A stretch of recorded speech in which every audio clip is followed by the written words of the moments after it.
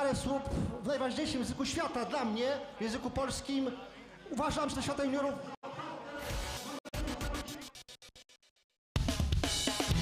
Sponsorem transmisji meczu jest właściciel marki Let's Make Speedway.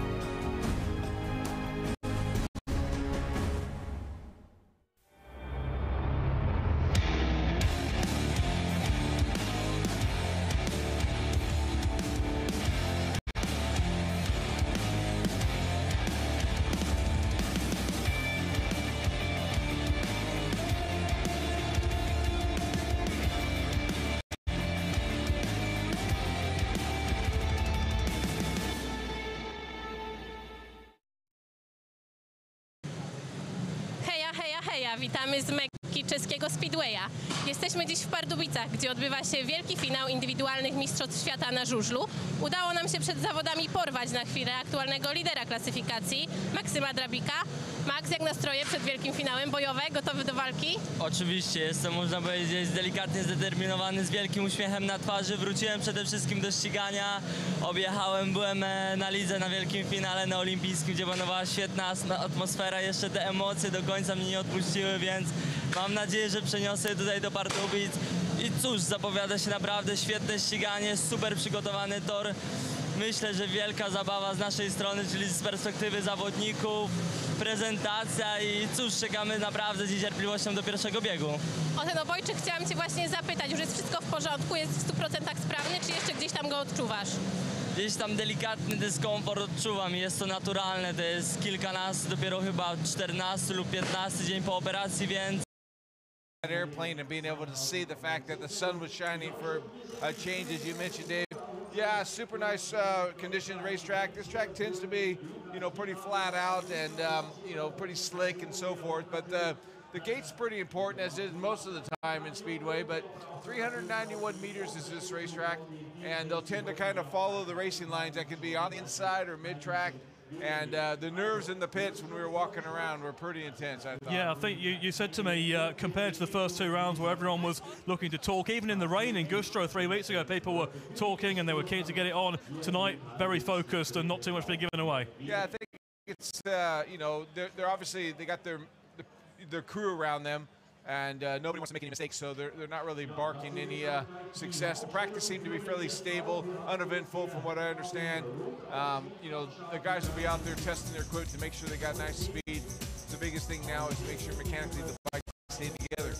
And this track, as you said, it's just under 400 metres, 391 in fact. It's we started the season off with it, the series off with it with a big track in Potsdam, but this one is so different, it's that much wider on the bends. Yeah, you know, traditionally, the times I've been racing here at Pardubice is the fact that we get 6 riders on the race. It's so wide, the start area is so wide, the track period is wide. But the 4 riders, you can almost get lost. You know, the actual box that you would go up to identify where you're going to start is just, there's no big grooves that get put into the racetrack from my experience. You might get on the very inside and the very outside, a little bit of dirt close up to the inside line or where the fence is, where water might have been settling in. But, you know, they put a lot of laps on this racetrack during this big weekend. This is the first meeting of 3, and the under-21 guys will be here trying to pull all their knowledge that they have, and it's not a heck of a lot, I would say, at their young age. But getting out of the start is really important. Getting the setup of the bikes equally is important because the track relies on not overspinning the bike. There's not a heck of a lot of dirt on it, but it's so big, and gearing is important. And they would have been asking a lot of questions and getting a lot of advice from people with the experience. Yeah, big weekend here. They stage the golden ribbon tomorrow and the golden helmet on Sunday. So 3 big meetings, and that's good for the crowd that make a weekend of it. We've seen a lot of people coming over from the UK and really all over the Speedway community for this weekend. And it's a big stage for these young lads to perform on, and there's a big prize at the end of it. Now, who is set here? Who do you see? We have Drabic leading the standings, but he did have that crash 3 weeks ago. He did ride last week, so he has made his comeback from that. Smektala has been really consistent. You've got Frick, the defending champion, who's in terrific form, and Kurtz and Lambert waiting to pounce. They're the 5 that are the most likely at this stage. But the other thing to mention is that this round ran last year, in fact, as round 2, and Dimitri Berger, who's way down the standings this year, actually won it with a huge total. So it's a kind of day where anyone can come forward on the night. Dimitri started off with a pretty strong first round. He got 14 points and he got 5, or he got 9. He's only got 14 points total is what he's only started off with 5 and 9. This is one of those tracks where a rider like that can actually go out there if he gets the setup right, as I've mentioned. He can just go out there and storm and show everybody that he knows what he's doing, and that comes a little bit down to luck as well. But the heavy hitters of the day, as you've already mentioned, is the Poles have got speed in their equipment, and I can't see anybody really going out there and dominating, but it could happen. All the top guys, the top 4 or 5 guys that you already mentioned, all have a chance of you going out there and flexing their muscle. It's going to be who doesn't make any mistakes, I would say. Well, Berger scored 19 here last year, which is a really impressive total out of 21. But interestingly also, Max Frick scored 18, and that was a result which really put him in pole position to win the series. It was round 2 of 3 last year, so he'll feel good about it. I know Brady Kurtz has been talking with real confidence about this meeting, so they're feeling good about it. And the one thing to flag up straight away, Heat 2 of tonight's meeting features Smektala, Drabic and Lambert, all in Heat 2. That's a real early clash of big guns there. It is, yeah, and that will be a bit of a leveler right there. They'll be chasing then after that one. When you look down the field, obviously we know that Maxime Drabic was in stunning form. He got hurt the last time out. He's recovered from that. This racetrack right here isn't going to be a very physically demanding kind of a track. You're not twisting it in really tight corners. You can let the bike do the work. So it's quite important that you kind of put that away and rely on getting out of the starts. But then Smektala, the guys, I think he's, as you say, he's the most consistent rider so far in the first 2 rounds, scoring equally 15 points both times. If he carries that on, he's going to be a tough contender. Robert Lambert, he was started the series off with an injury, and that's settled down now. So it's kind of an even playing field, I would say.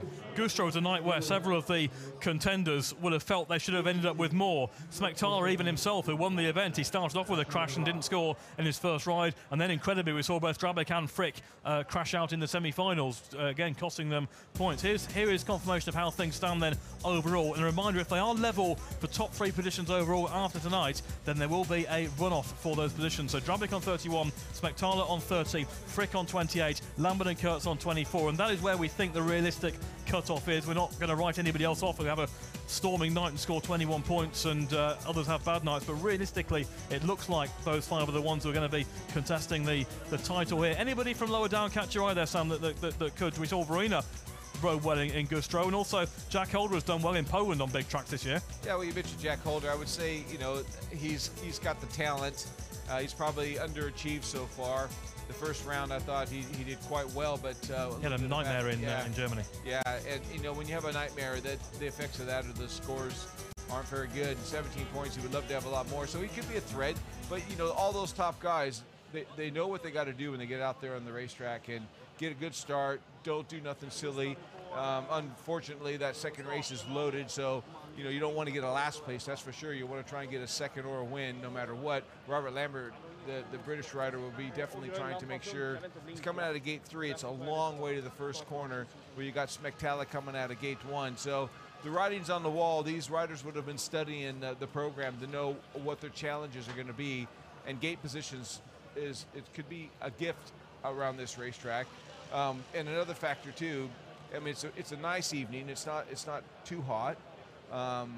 Which if it was really warm, they have to put a lot of water on this racetrack, and that could just be death if you happen to get, you know, a graded track with water on it. It's really hard to get all that start. It's a long way to the first corner. Even if you're coming from gate 4, you gotta go all the way across all the other riders to get to the inside. They'll tend to get a little bit of a dirt line kind of just off the inside of the racetrack after they have a couple of races where the riders might get a little bit more drive just off the inside. But to protect your lead, if you make a start, I would say pin it on that inside for the first part. There's Edward Crutchmar, who is a home man here tonight, but was frustrated in Germany, yards away from placing the semi-final before he crashed in his final ride off the final bend. But he's a rider who is better than what we've seen so far in the series. And the wildcard, incidentally, is Patrick Mikel. Patrick Mikel is the wildcard local rider. Actually rode at a wildcard in this meeting last year. Didn't have any great success, but he'll be hoping for better this time around. And a reminder also of the format for this event. It's basically Grand Prix format, Grand Prix Speedway format. So top 8 after the 20 qualifying races go through to the semi-finals, and then the top 2 from each semi into the final, and all the points count towards the series. So you've got to keep yourself going in the meeting. Make sure you get a maximum of 7 rides, because then there's a possibility of 21 points at the end of it. So it's absolutely crucial to keep on going. And it's likely to be the case that overall series won't be decided until the very end of tonight's meeting. They're that close in amongst the top 5 that you would expect certainly 2 or 3 of them to be going right to the end, and we could have quite some finish here tonight. Well, I'm expecting that. You just can't really say which rider's going to stand out. Obviously, the force coming into this event, it's pretty obvious that there was some interesting big points scored from Maxim Drevik straight away from the word go. But that little bit of a clash he had at Gustro on the fence just got his nose cut off a little bit and had nowhere to go, ran out of room, smacked the fence down the straightaway. And when that happens, you know, you got to pick yourself back up and still stay positive and hope that little bit of cushion he's got with a couple of points in front of the rest of the crew is going to help you. There's Hans Nielsen in the picture right there. We were on the plane with him. Still excited about it. Speedway, loves to help out the young boys. Hopefully he's going to be able to help his Danish rider there in the picture get a bit more points. He's not really been doing that. Well, yeah, so Patrick Hansen certainly needs an improvement. He's only scored 7 so far, and Hans is still, you know, very keen to get the youth through the Danish system, which has not been happening, of course, too much in recent years. They've kind of stagnated, but still talking very enthusiastically about the sport, and of course had a very trying World Cup, very brief World Cup campaign, but actually quite amusing, Sam, to watch you and Hans reminiscing about old times earlier on today, and bumping and barging 24 years ago for the world title and all that. Yeah, well, we were walking down the hallway. Next thing I know, I got my elbow lifted, and I look, and it was Hans coming into the show that he was there. Yeah, really cool to hang out with him. So about to get underway here in Pardubice. Max Frick is the first of the title contenders who'll be going out. Here are some of the scenes that we saw from Germany in the wet 3 weeks ago.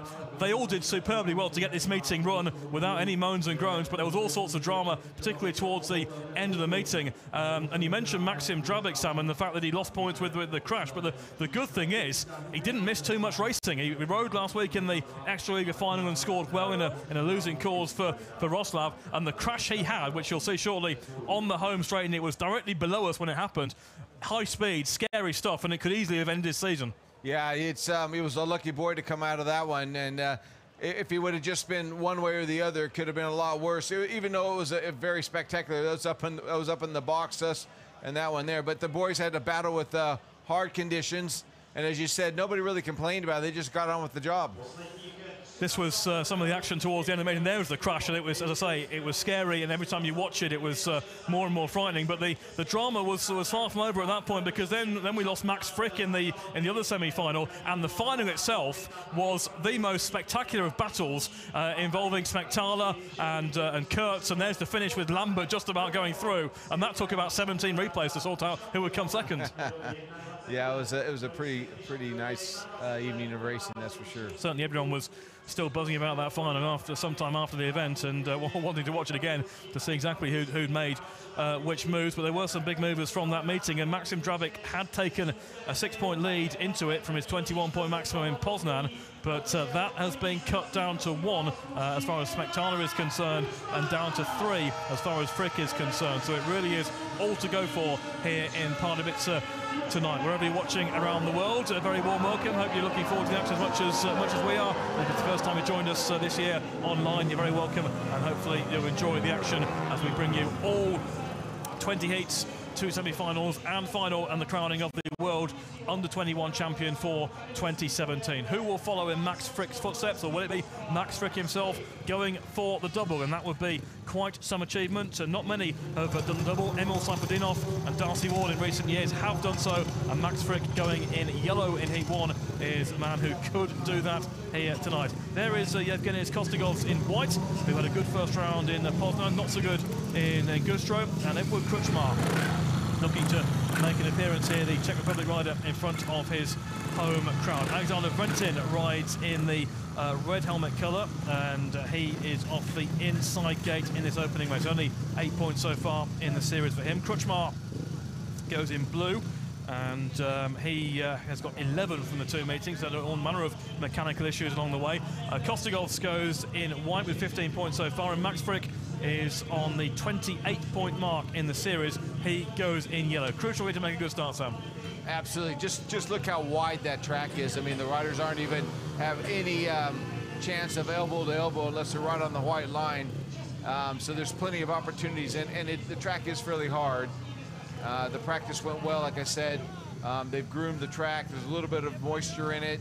It won't give these guys extra drive. It's going to be a matter of getting out of that start and holding your line. We have a British referee here tonight. Christina Turnbull is in charge of proceedings, and she's about to take up for the opening race to go away. And Frick will try and come across on the outside in yellow, but it's Kruchmar has made it in blue, and Vrentin gives him a shove, and Kruchmar out of shape, and that might allow Frick to run around the outside up the back straight. Vrentin just with the advantage, but Frick goes round him into the third bend, and he took advantage quite neatly there, because Kruchmar have made quite a good start. Now they're all queuing up behind Vrentin as Kostigovs tries to send one down the inside. He moves through into second, slightly overshoots the corner. Kruchmar trying to come back. All action stuff in Heat 1, but Max Frick out in front. Yeah, really good to make that start. Just shows how important it is, but it gives the current world champion plenty of breathing room now to get out there and really stretch that bike, test his setup, make sure it's working well for him. This is exactly what Max Frick wanted from heat number 1, to get 3 points on the board should he do so in the remaining lap and a half or so. And while Kruchmar have made a good start, but got a shove there on the first bend from Vrentin, who's been trying to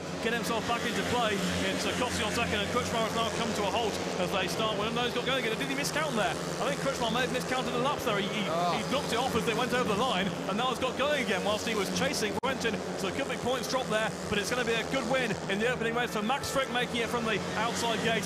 Frick with the win. Second is Kostigovs, third is Vrentin, and Kruchmar under full power comes over the line in last place. That's not the start to his meeting he wanted. He made a good start, but out of shape on turn 2 after a possible nudge from Vrentin. We'll see the replay there, and whilst all that was going on, Max Frick took his chance, got a fast line around the outside, and took the lead into bend 3. So the defending champion is off to a winning start here in Pardubice. Frick with the win, second place Kostigovs, and third place Vrentin. Yeah, not a bad start at all, being able to come from that outside gate, and that's just going to give him the insurance that he knows that the bike's working quite well. Remember, I mentioned to you, sometimes right up against the fence or right up against the white line, you get a little bit of moisture there. It just might help the bike get up. Yeah, that was a big nudge right there, but that's fair play. That's exactly what this track's about. When you're both tied going in the corner together, your only chance right there is to give him a little bit of nudge. There's plenty of room. The track doesn't have any major kind of inconsistency in it whatsoever. If anything, it's perfectly consistent. Right there, that was a big bump, and that unsettled him. There's no doubt about that. Max Frick took advantage, went round the outside, and just about into bend 3 there, gets above his rival. Yeah, I think Max had his eyes straight on making the start, keeping a mid-track line, and his bike worked perfect for him. So it's 3 points on the board for Max Frick, who moves level on points with Maxim Drabik at the top of the standings. Of course, Drabik has a ride in hand, and that ride in hand comes in a blockbusting Heat 2 on paper with Bartosz Smektala, Patrick Hansen, Robert Lambert, and Maxim Drabik, the lineup. So that we have 3 key contenders in this race. Smektala on the inside, Drabik on the outside. Throw in Lambert in white, who certainly got his eyes on a medal, at least in the series, and this could be quite some race. I would say Maxim Drabik will feeling like he's got half an opportunity, especially coming, he's up there grooming that outside box. right up against the fence there, looking to see if there's any possibility he'll be able to get in that groove and let that help him. Spectacular though on the inside. Again, there's not much on the surface of the starting grids. They're all pretty even.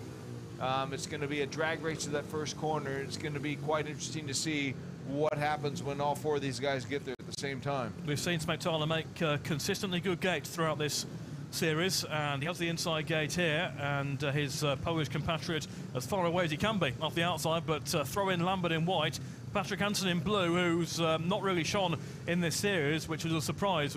Expected him to do better than he has. Hans Nielsen in the pit though, so they might have a little bit of encouragement there to make that gate 2 work. Absolutely. Heat number 2, a big one here with Spectacular, Hansen, Lambert and Drabik, 3 of the contenders clashing very early in tonight's final round. Heat number 2 then gets underway. Drabik flies off the outside gate, Spectacular off the inside. Hansen did make a good start, the rider in blue, and it is Patrick Hansen who race leads over Drabik, who's got the better of Spectacular. Hansen lifts wildly out of control, and through on the inside goes Maxim Drabik. They're all queuing up behind now as Lambert tries to follow him through, and Spectacular has gone to the back. It's Drabik with the advantage, almost neck and neck between the remaining 3 as they go into the second lap, and Bartosz Spectacular trying to work his way past Robert Lambert, but Patrick Hansen, the wildcard here, effectively made a great start and holds second place. Yeah, it's a shame that he lifted too much, but that lift actually gave him a little bit of drive. He just went a little bit too far, had to roll the throttle off, and that gave Drabik the opportunity. He had his wheels on the ground. The speed was being built up the whole way down that back straightaway the first lap. He got him in, but there's still a battle going on the inside with their Lambert's coming up into second place. He gets there and holds on to it. He's come back to the inside. He's got to cover the ground. Hansen is still there. Gets him back going into turn 1. Well, did Hansen go over the infield there as he tried to get back on Lambert? If he didn't, it's a great repassing move, and I'm sure the referee will want to watch it again. These are big points being taken off some big riders here. It's Maxim Drabik around the final bend with what could be a massive victory as early as heat 2. Drabik wins it. Hansen is second on the track. Third place is Robert Lambert, and Bartosz Spectacular at the back. It was a very firm repassing move there by Hansen down the inside into the final lap, and there was a lot of chalk dust kicked up as he did so. But as long as he kept at least one wheel on the circuit, then that'll be okay, and it has taken points big time off both Robert Lambert and Bartosz Spectacular. Drabik gets the dream result out of heat 2. He wins it. His main rivals come in behind Hansen. Pretty amazing that both wins have come from that outside gate, but it's not just been because of the actual gate that got them there. It's just the position that got him down the back straightaway. In this instance, Patrick Hansen's bike lifted a little bit. He made a superb gate, lined up really close to the guy in gate 3 in the blue helmet color. The Dane gets himself in front. Coming off this corner, the bike just grabs a little bit of traction once he steers it up right there. If he could just held that down a little bit, he had to roll the throttle off. It pulled him wide, left the door wide open for Drabik to get in there. The pole then snitched that, stole that first place going into turns 3 of the first lap. As the race got going, this track's very inviting, Dave, I can tell you. There's no real defined curve. It's just got a white line. There, right there, Hansen's bike lifts a little bit too much, and that gave the opportunity for the pole to get underneath him, get into full speed by the time we got into turn 3. But then they started exchanging blows. This is the Great Britain rider, Robert Lambert, gets himself into second position, overcooks the corner just a little bit, try to get back out of that inside there, but Hansen had his own mission. He stepped right up on the inside. He just keeps the back wheel on. Just keeps it on. The idea is not to let that back wheel go over the white line on the inside curb. If both wheels go over, you're excluded. He got a little bit of drive underneath there and took that second place back. Well, Lambert could do no more then because he made the move on the inside on bend 3, but he couldn't go any further for fear of running into Drabik, so he had to hold it when he did, and that gave Hansen the chance to come back. Good battling for second place there in heat 2, but as I say, Hansen taking big points there away from 2 of the more fancied contenders. Now, heat number 3, a bit of an Australian clash on the inside with Jack Holder and Brady Kurtz. Kurtz will be trying to make up points here. Dimitri Berger, the winner of this event last year, he goes in white off gate 3, and Casper Verina, who has made the final in Gustro off the outside in yellow, so another interesting clash here. Absolutely. Jack Holder, I don't think that inside gate's working so good, and Kurtz will be wanting to make sure he can, he's up against the guy in gate 3 as well. So that's going to give him a good opportunity. Once they drag race into the first corner, he can get his arc into the corner, maybe clamp the guy on the inside. Holder, Kurtz, Berger and Verina falling free. Jumped there by Kurtz, but he may have punished himself. The referee lets the race continue, and Verina comes steaming across on the outside to take the advantage, with Berger trying to make it round Holder off the second bend. But Verina race leads from Holder. It's Berger in third. Kurtz definitely jumped. He may well still get a warning, but the race continuing. Christina Turnbull quite rightly viewing that he punished himself. The race continued, and Casper Verina off the outside gate has the lead. Yeah, the nerves are rattling there for Brady Kurtz. He didn't want that to happen, and it looks like he's got plenty of speed too, but the race still goes on. Holder's trying to sneak into second, and he clinches that one right there, so it's not a bad race so far. Dimitri Berger is forced wide off the fourth bend. Kurtz trying to come back in and make a challenge, but Berger has got plenty of speed off the second bend. He's trying to get back around the outside. He does. Jack Holder, good stuff here in the early stages. That's a fine ride there by Dimitri Berger to move back through into second place. Way out in front is Casper Verina, and they're still battling for second place, with Berger holding it over Holder, and the Australians in the end are being outpaced here, with Holder in third place and Kurtz out the back after a nightmare start, and it will be Casper Verina coming round to win heat number 3. It's Verina over Berger, it's Holder in third, and it's a nightmare start for Brady Kurtz, who begun the meeting on 24 points with a realistic title shot. Well, those hopes have taken a big hit as only as heat 3 in tonight's meeting. We've seen some fancied contenders not scoring points in their opening rides, and you can add Brady Kurtz to that list. All went wrong at the start there. Verina with the win, second Berger, and third Holder. Yeah, Berger rode a smart race. That was race 3 of the first round. The dirt's just starting to pile up a little bit, just off the line there. It gives them a little bit extra drive, but their back wheel just kisses that cushion. But out of the start right here, that was a real no-no right there for Brady Kurtz. Just jumped a little bit. He suffered big time for that one right there, and had to play catch up the rest of the time. Holder on the inside, tried to secure a better position, but couldn't do it. The pole Verena gets out in front by the time we get there. There, right there, we see the 101 on his back with the blue helmet color. The Australian makes a big mistake. Tried to anticipate the start a little bit and got caught, so he trailed in the last place, pretty much finished there at the finish line, but still a great race for the rest of the boys. The Frenchman really put on a good show there on the outside, and Is that a dab? Is that what that is, isn't it? I know Casper Verina is a very popular rider, and I know his UK family are watching tonight. Kai Roberts, who worked with him last year at Coventry, and Casper is back in the UK with Poole next season, and he'll be a popular man there. But definitely has had a good year with Ribnick in amongst their eventual relegation from the Extraliga, and off to a good one here this evening. Now then, heat number 4, Patrick Mikel off the inside, Andreas Leaga off gate 2, Dominic Kubera goes off gate 3, and Lucas Fienhager goes off the outside in yellow. So these are some of the riders some way adrift of the leaders, although to be fair to Andreas Leaga, who goes in blue, he rode very well indeed in Gustro, picked up decent points in that meeting, and he is on 19 at this stage. Kubera is on 17. They're riders who are may have a shot at a medal, but they need to have a really good night's work tonight. Yeah, well, just point out the fact that the Dane Liger is starting again right up to gate number 3 on the outside of box 2.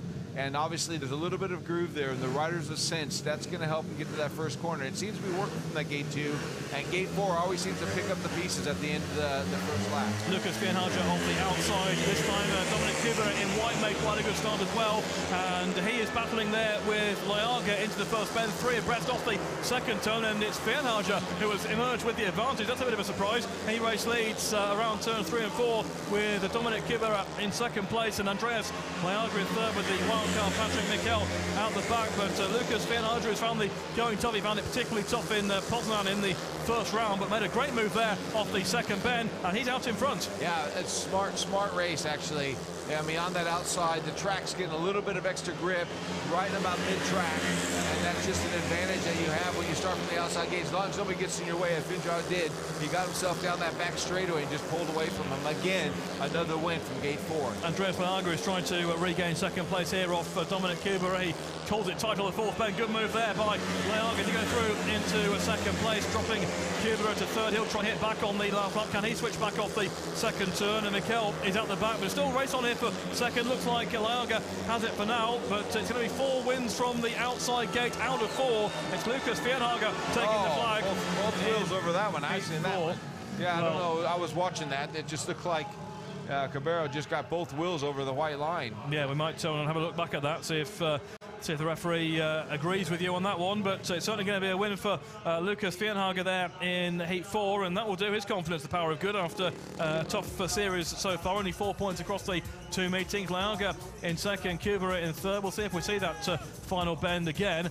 Certainly they are trying to hold it tight, and Kubera would have seen the fact that Liaga had gone past him in that fashion, tight on the inside on the previous lap. So, but he has been given third place there according to our captions, and we'll see if there's any replay of that incident. But a good ride here by Fienhager off the outside gate there in yellow. Yeah, again, Liaga gets into that, in the blue helmet, gets into the first corner, puts his front wheel straight over the curb there. Then all 3 of these riders are side by side coming down the back straight, but just the dirt just on that outside line right there helped that Fienhager on the outside, and the bike then drove him down that back straight with plenty of speed, and it was enough for him. And again, that outside gate seems to be working. It's just the nature of the track. It's such an easy arc, and the riders, they just got to keep the bike nice and stable, get the back wheel up on the paw print, so that means stand the bike straight up as much as you can, and the bike will start to drive forward. Here's the move by Andreas Liaga. Very neat move indeed, actually, up the inside there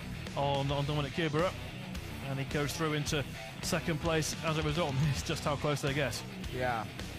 So it's a fairly easy racetrack for the guys. There's no real big dramas out there. So it's just important right now to chase the setup. The track will change, and if they have to put some water down there, you just got to be wise to the fact that that could happen. And again, it comes down to we know that Gate 4 is kind of dominating at the moment, but I would say that it could be because of the good riders that are on it. The track is helping them a little bit. It's that slick on the inside. They're not getting much grip from the starts right into the first corner. So that little bit of dirt on that outside has been the recipe for success so far. No sign of any water going down just yet. No. We've got 3 tractors grading, but no actual watering taking place.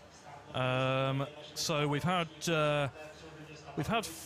4 races, one rider piece. Max Frick, Maxim Drabic, Kasper Verina and Lucas Fienhager are the 4 race winners, and the overall standings, well, it has made quite a difference. Drabic now has a 3-point lead overall with 34, Max Frick on 31, so that 3-point gap is maintained. But Smektala has lost ground, he's on 30, and Lambert and Kurtz have also lost ground, 25 and 24. So we started with 5. Effectively, we may be already down to 3. We'll have to see. It might be a bit early to say that, but because you can still reel off a string of victories. But certainly Lambert and Kurtz have got work to do, as they say. Yeah, well, that's what a championship's all about. This is the final chance for these guys. This is the final round of 3. Every point counts, and if you have a bad race, don't drop your head. Continue on. See what happens, because every one of these riders can be a victim of different conditions on the track, whether it's start position, whether it's somebody accidentally slipping off their line or wouldn't give you a nudge. It's very difficult. It's not the kind of track where there's a really tight apex where a rider can get a nice bump and the referee can see that as that bump is what caused a rider to fall down. To get a bump here, it's almost like the reaction or the result of that bump, it's pretty obvious that there's still plenty of room. There's nothing really going to get in your way. Obviously, it's going to disturb your line and upset your drive, but it's not going to really put you down on the ground unless it's a really big clash. The tractor's going around now. Is this effectively going to put the track back to how it was in the first place? All it does is it means that the first race will be pretty even compared to the third or the fourth race of this round. This is the second round now, so the first race or 2 will be pretty even, but then you'll start getting a little bit of dirt kind of mid-track. And the difference of it is where, as they're riding around the track now, and they continue to ride around the inside lines, it kind of polishes up and makes the ground fairly hard.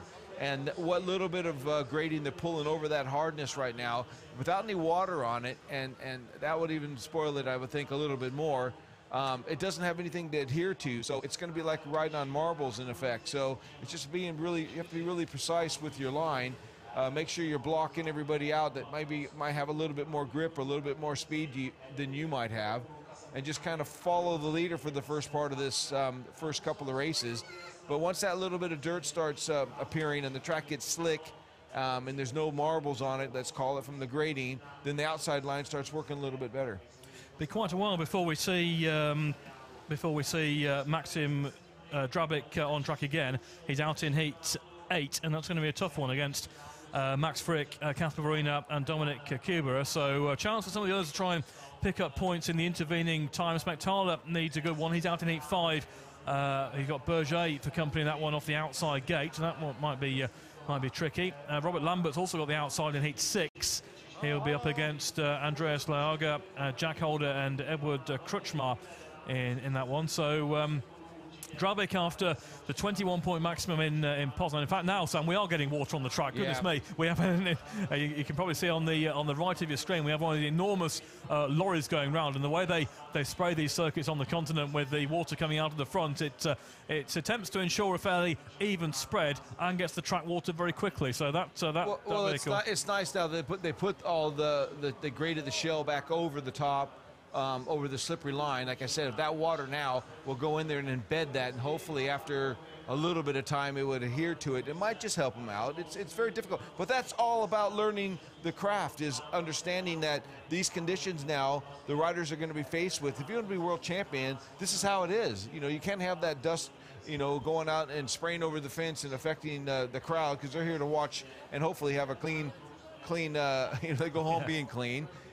So, you know, this is all part of the game. Yeah, and it's something that we perhaps don't always take into account, that when you're trying to work your way through a World Championship meeting, you have to look at the draw, look at what you've been given, and particularly races immediately after track grades where the circuit can change and you don't get the chance to look at a race or so beforehand. It's all a case of working your way through, and sometimes you can be unlucky with a draw and go out several times after a track grade, depending on what meeting it is.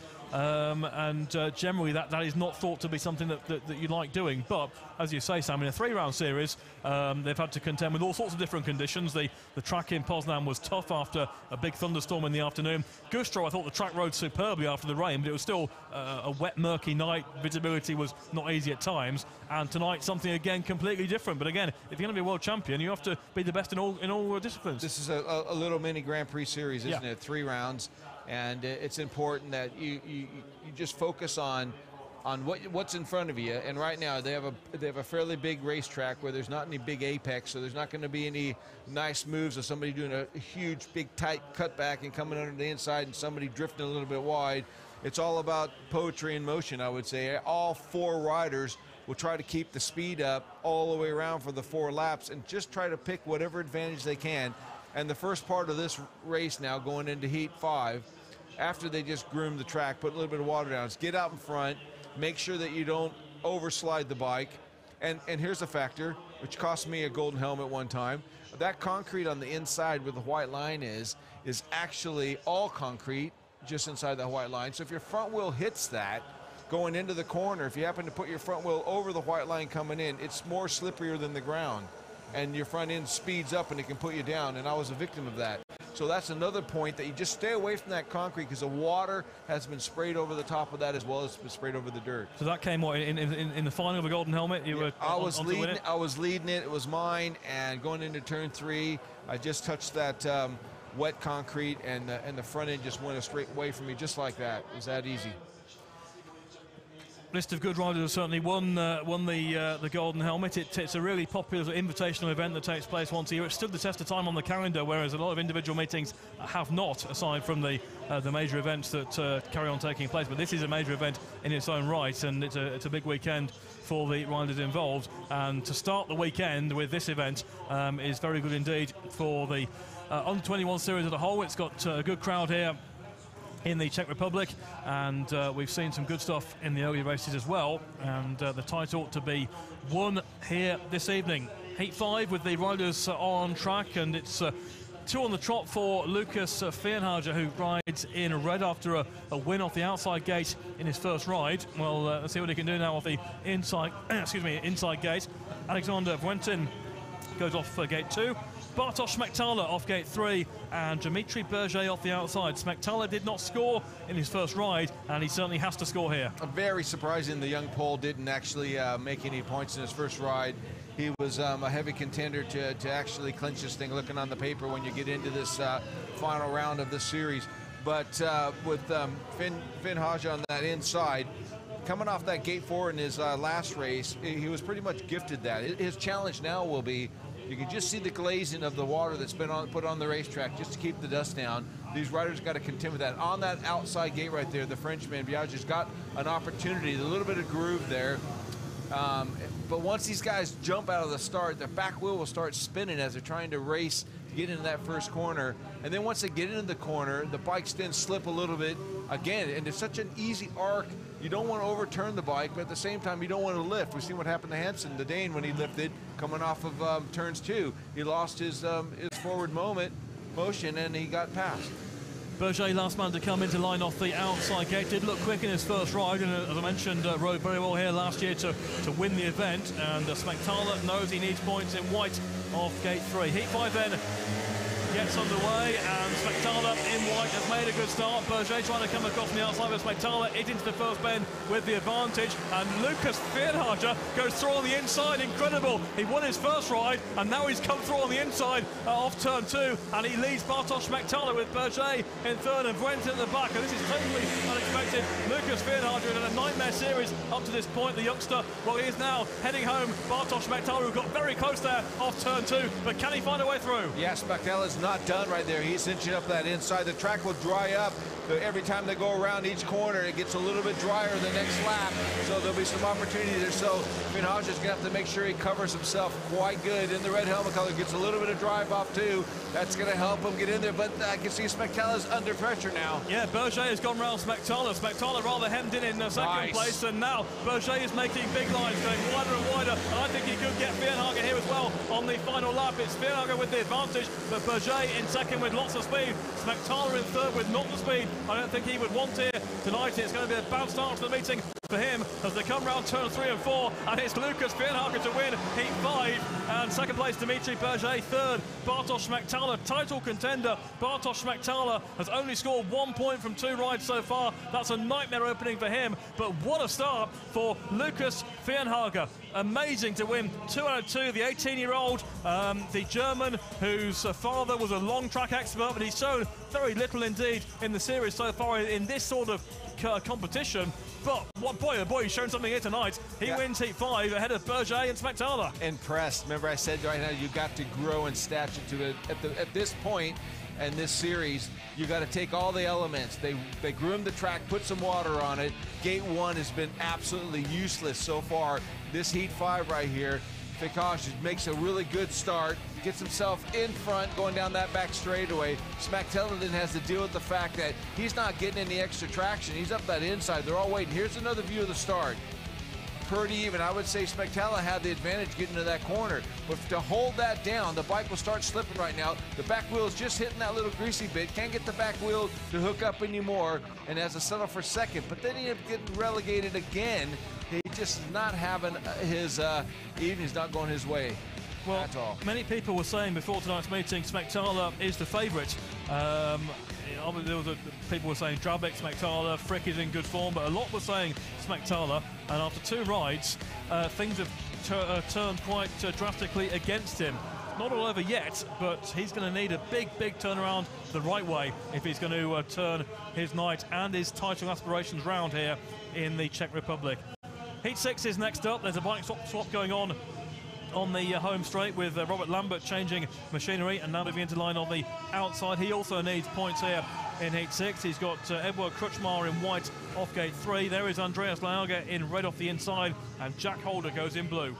I would say Lambert might be in a nice position. He's starting kind of inside of gate 4, where everybody's been starting right up against the fence out of that gate 4. And you know, he might think if his bike's fast enough, he might have an opportunity here, but he won't have his own way. Jack Holder coming down, the Australian in blue, might be thinking he's going to have to, but Hansen, the Dane on the inside, will have some inspiration, thinking that inside gate might have worked for the last race. There's half a chance for him. All 4 into line then for heat 6. Andreas Lauger inside, Holder gate 2, Kruchmar gate 3, Lambert off the outside. Jump again. Gets underway with a possible jump there from Lambert, but he missed it anyway, and it's Holder who has the advantage over Andreas Leaga with round the outside. Kruchmar off the second bend to move through into second place. So Jack Holder with the lead. It's tight for second and third as Leaga tries to go back through on the inside of Kruchmar. He's done so. He might try and go from third to first, but the speed for Kruchmar around the outside, and now Holder is being attacked from all angles. He still maintains the lead for now, but Andreas Leaga on the inside makes it through, does he not quite, as Holder gets back in front. This is the hardest part right now. That outside line is working for Holder. The Australian can't give it up. If he goes to the inside, he'll lose all of his momentum. It took him the whole lap to understand that. I think now he realizes he's got to stay out in that cushion, see if he can get any extra drive. He's going to keep that lead. Holder doing the job so far as the battle continues for second place. Kruchmar now trying the outside, and can he cut back off the fourth bend to make a move on Andreas Leaga as they start the lap? It's very tight indeed. As he goes down the inside and he moves his man aside, Kruchmar moves through into second. Leaga tries to hit back off the second bend, and now can Lambert take advantage as they go into the final bend? I don't think he can. It's going to be a win for Jack Holder. Still really tight for second and third with Hansen on the inside and Lambert coming through as well, and it will be just Kruchmar in third over Lambert, and a win for Jack Holder. Gets his night properly off and running. He moves on to 4 points with that. He was out in front, had to defend for a couple of laps, then the battle for second really took over between Kruchmar and Leaga, and Robert Lambert unable to make his way through, and for Bartosz Schmechtala, Reed Robert Lambert as well, 1 point from 2 rides. Holder wins it, Leaga in second place, Kruchmar in third. Yeah, quite impressed with Holder in this one. Leaga really put the pressure on him at the first part of the race, but the Australian held on to his composure and made sure he was learning, I would say, every corner of the first almost lap and a half. I'd give him that. He didn't really know where he was going to be. Lambert just jumped a little bit, and he just spoiled his opportunity from that outside gate. You can see right there, he just flinched right there, and now he's not even in the picture getting in that first corner. But Jack Holder in blue makes a start. Leaga was right up on that inside looking for a little bit extra drive. Kruchmar was trying to get around the outside, and to me that looked like the perfect opportunity for him to get up there, Kruchmar himself. But as the race got going, here's another view of the start there. Just Jack Holder makes it, but the first lap and a half, Holder didn't know if he should stay the inside or the outside. He was being pushed enough, thinking, should I go down low? Well, he stayed in the middle of the track, which was a perfect opportunity for him to finish off the race. So Jack Holder moves on to 4 points, so the same total as Dimitri Berger and Andreas Leaga, but Holder with the race victory is better off than them at this stage. Heat 7 next up. Brady Kurtz goes off the inside gate, yet to score from his opening ride. Patrick Mikel, the wild card, goes off gate 2 in blue. Patrick Hansen, who impressed in his first ride, he's in white, and Yevgenis Kostigov, who, like Hansen, finished second first time out, he goes in yellow. Yeah, interesting lineup here. I'd say Kurtz was off the inside. Yeah, Kurtz on the inside, but remember he was the one that jumped in his first attempt in his first race, and was penalized from that one. So he just can't make any mistakes. You're going to score points. You got to get out of the start and make it clean. There's a little bit of groove there. Watching Kurtz getting into it from where I'm standing. Yeah, Brady Kurtz inside, Patrick Mikel gate 2, Patrick Hansen gate 3, Yevgenis Kostigov off the outside, and away they go. And Patrick Hansen again make quite a good one in white. Kurtz gets to the first bend with the advantage. Hansen in second under threat from Kostigov, who tried the sweep round the outside, now trying to switch back into the third bend in third place. It's Kurtz with the advantage, and tight for second and third, but still being maintained by Patrick Hansen for now over Yevgenis Kostigov. And now Hansen switching for the inside as Kurtz sailed out wide on turns 1 and 2, picks up good drive there off the second bend, and Brady Kurtz still race leads. Yeah, Brady Kurtz has learned the track quite well from that inside, straight out to the outside line, and feeling like he might have the confidence to stay there, just can't get tempted off that outside line. He does, goes right back to the inside now. Just thought that he was getting outrun up the inside by the day, and Hansen was up the inside, picking up some better speed than he was. So just to secure that, Kurtz though, he's holding down that low line now. Kurtz lifting off the fourth bend, might be a chance here for Hansen down the inside into the final lap. They're going to get tight, and Hansen trying to move him aside, and Kurtz again lifting on turn 2, and Patrick Hansen has passed him, and now can Kurtz go back round him on the final 2 turns. Hansen in white on the inside, Kurtz in red on the outside. Patrick Hansen with a good line there off the bend, and Patrick Hansen wins heat 7 as Brady Kurtz slips up. Kurtz in second place, Yevgenis Kostyos in third, Patrick Mikel at the back. Well, Patrick Hansen has shown far more, as with Lucas Fernhager, he's shown far more in his first two rides here tonight than he had done in the series so far, and he then really picked the pocket of Brady Kurtz, who just lifted coming off turn 4 on lap 3. It gave him the run down the inside, and he rode a perfect final lap there to get the victory. Hansen over Kurtz with Kostyos in third place. Well, all these guys in this Heat 7 came into this for their second time on the racetrack tonight during the racing after they've groomed the track once. The conditions are a little bit dodgy, but you kind of see the trend. Mid-track to the outside is where you want to be. In the red helmet color, the Australian, Brady Kurtz, makes a good start, hugs the inside, puts his front wheel right over the curb where you need to be, keeps it tight, gets a nice drive coming off of this turn 2. He pulls away from everybody. Pretty much the rest of the guys are left standing. But Patrick Hansen, the Dane, decided he's going to stay right up that inside. He covered the ground right there because he had a little bit of a challenge there from the outside position rider turning back through the first corner. And then as Hansen was pressuring the inside line, just aggressively trying to get traction, there's not a heck of a lot of traction out there for all these guys, but on the outside line, the Australian had a little bit of false security, and that little bit of lift right there gave an opportunity for the Dane to come up the inside, and his back tires nice and warm on that inside groove, and it just pulled him. Here's another view right there of the big mistake the Australian made. Well, a blow again there for Brady Kurtz, who takes 2 points there where he would have expected 3. A big Heat 8 now coming up with 3 of the riders who won their opening rides tonight, and it's Max Frick against Maxim Drabik in the series. Drabik on 34 points and Frick on 31, so Frick it really needs to beat Drabik here to take more points off him. Kasper Verina is in white, who of course also won his first ride. Dominic Kibera off the outside. Frick inside in red, Drabik in blue off gate 2, Verina in white off gate 3, and Kibera goes in yellow off the outside. Slight delay, we have a cameraman on the track. Seen that a few weeks ago in Germany. Anyway, they're good to go now for heat number 8, and a very important one in the context of the series. And Drabik has outgated Frick. That's really important. Drabik in blue has got the lead, and Verina is trying to go into second place in white. In fact, Verina might try and go around everyone here into the third bend, and Kasper Verina up against Maxim Drabik here on bends 3 and 4. Kubra with a great run as well, and Verina has gone round the field, and he has the advantage here over Maxim Drabik, but with Frick at the back, and now up the inside Dominic Kubera. There's no love lost, no favours being done here amongst the poles, because Kubera trying to mix things up.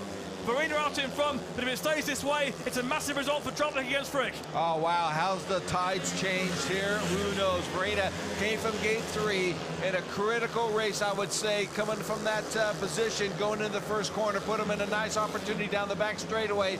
Bike hooked up, got himself out in front. By the time he got into the first lap, he was leading. Nice move from him. Well, Frick trying to limit damage by moving back through into third place against Dominic Kubera. He's done so, but I don't think he's got any chance really of reeling in Maxim Drabik from there. Kasper Verina looking well impressive out in front. That was a tremendous first lap from him, and he leads to Drabik, but Drabik will be happy enough with the overall outcome of the race. It's a win for Kasper Verina, second place for Maxim Drabik, with Max Frick in third place, Dominic Kubera at the back, and that's another step towards the title as far as Maxim Drabik is concerned. He's getting most things right tonight, whilst his rivals are dropping points left, right and centre, and Max Frick there dropping 2 points there with third place in Heat 8. So Verina joins Fernhager as unbeaten on the night, but Drabik certainly in control as far as the series is concerned. You know, the start's so important, and when you then got to claim track position, once you get out of that start, you got to say, right, your choices are limited. You either go right to the inside or you go right to the outside. We've seen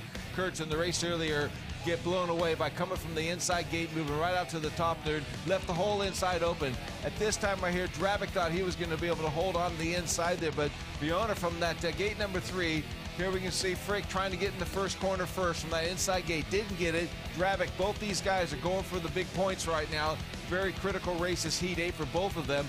But Verona comes in and just spoils the party. Sticks to that outside line, lets the bike work for him, and there's just enough drive there for him to pull away from the rest of the guys.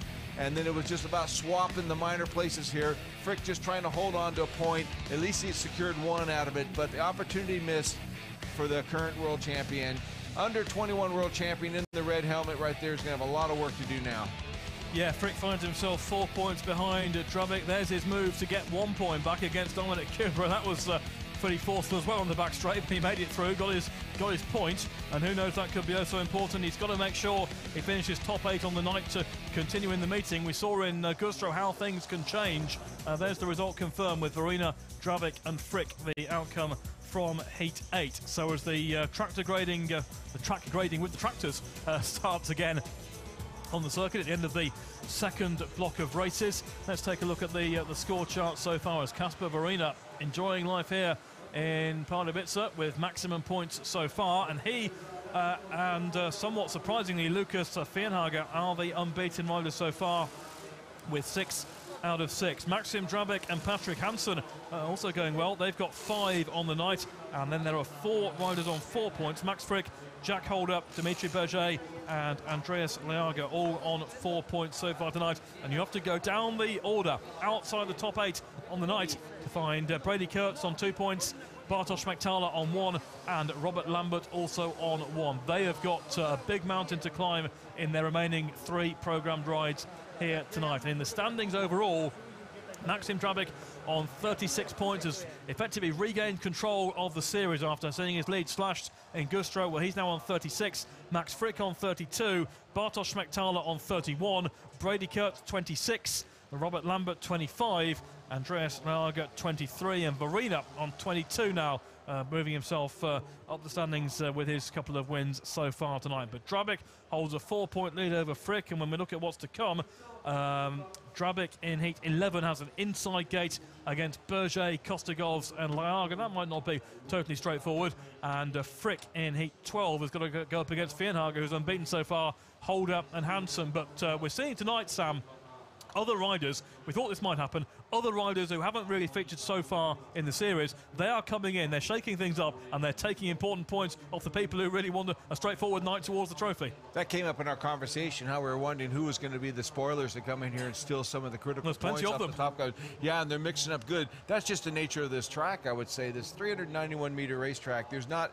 any definite inside or outside lines. It's just a matter of getting out of that start and claiming a position on the racetrack, and you got to be able to feel the riders coming, whether they're coming up the inside of you or on the outside of you, and try to hold on and have the your best setup on your bike, hopefully get you out of the start. Right now the riders will be thinking, you know, they can make these bikes longer or shorter on the wheelbase. Making it shorter makes the bike a little bit aggressive out of the start, might get them to the first corner. They turn the bike in the corner, then it kind of turns a little bit too much for them. It's a little bit too short, but the bike starts to drive forward a little bit.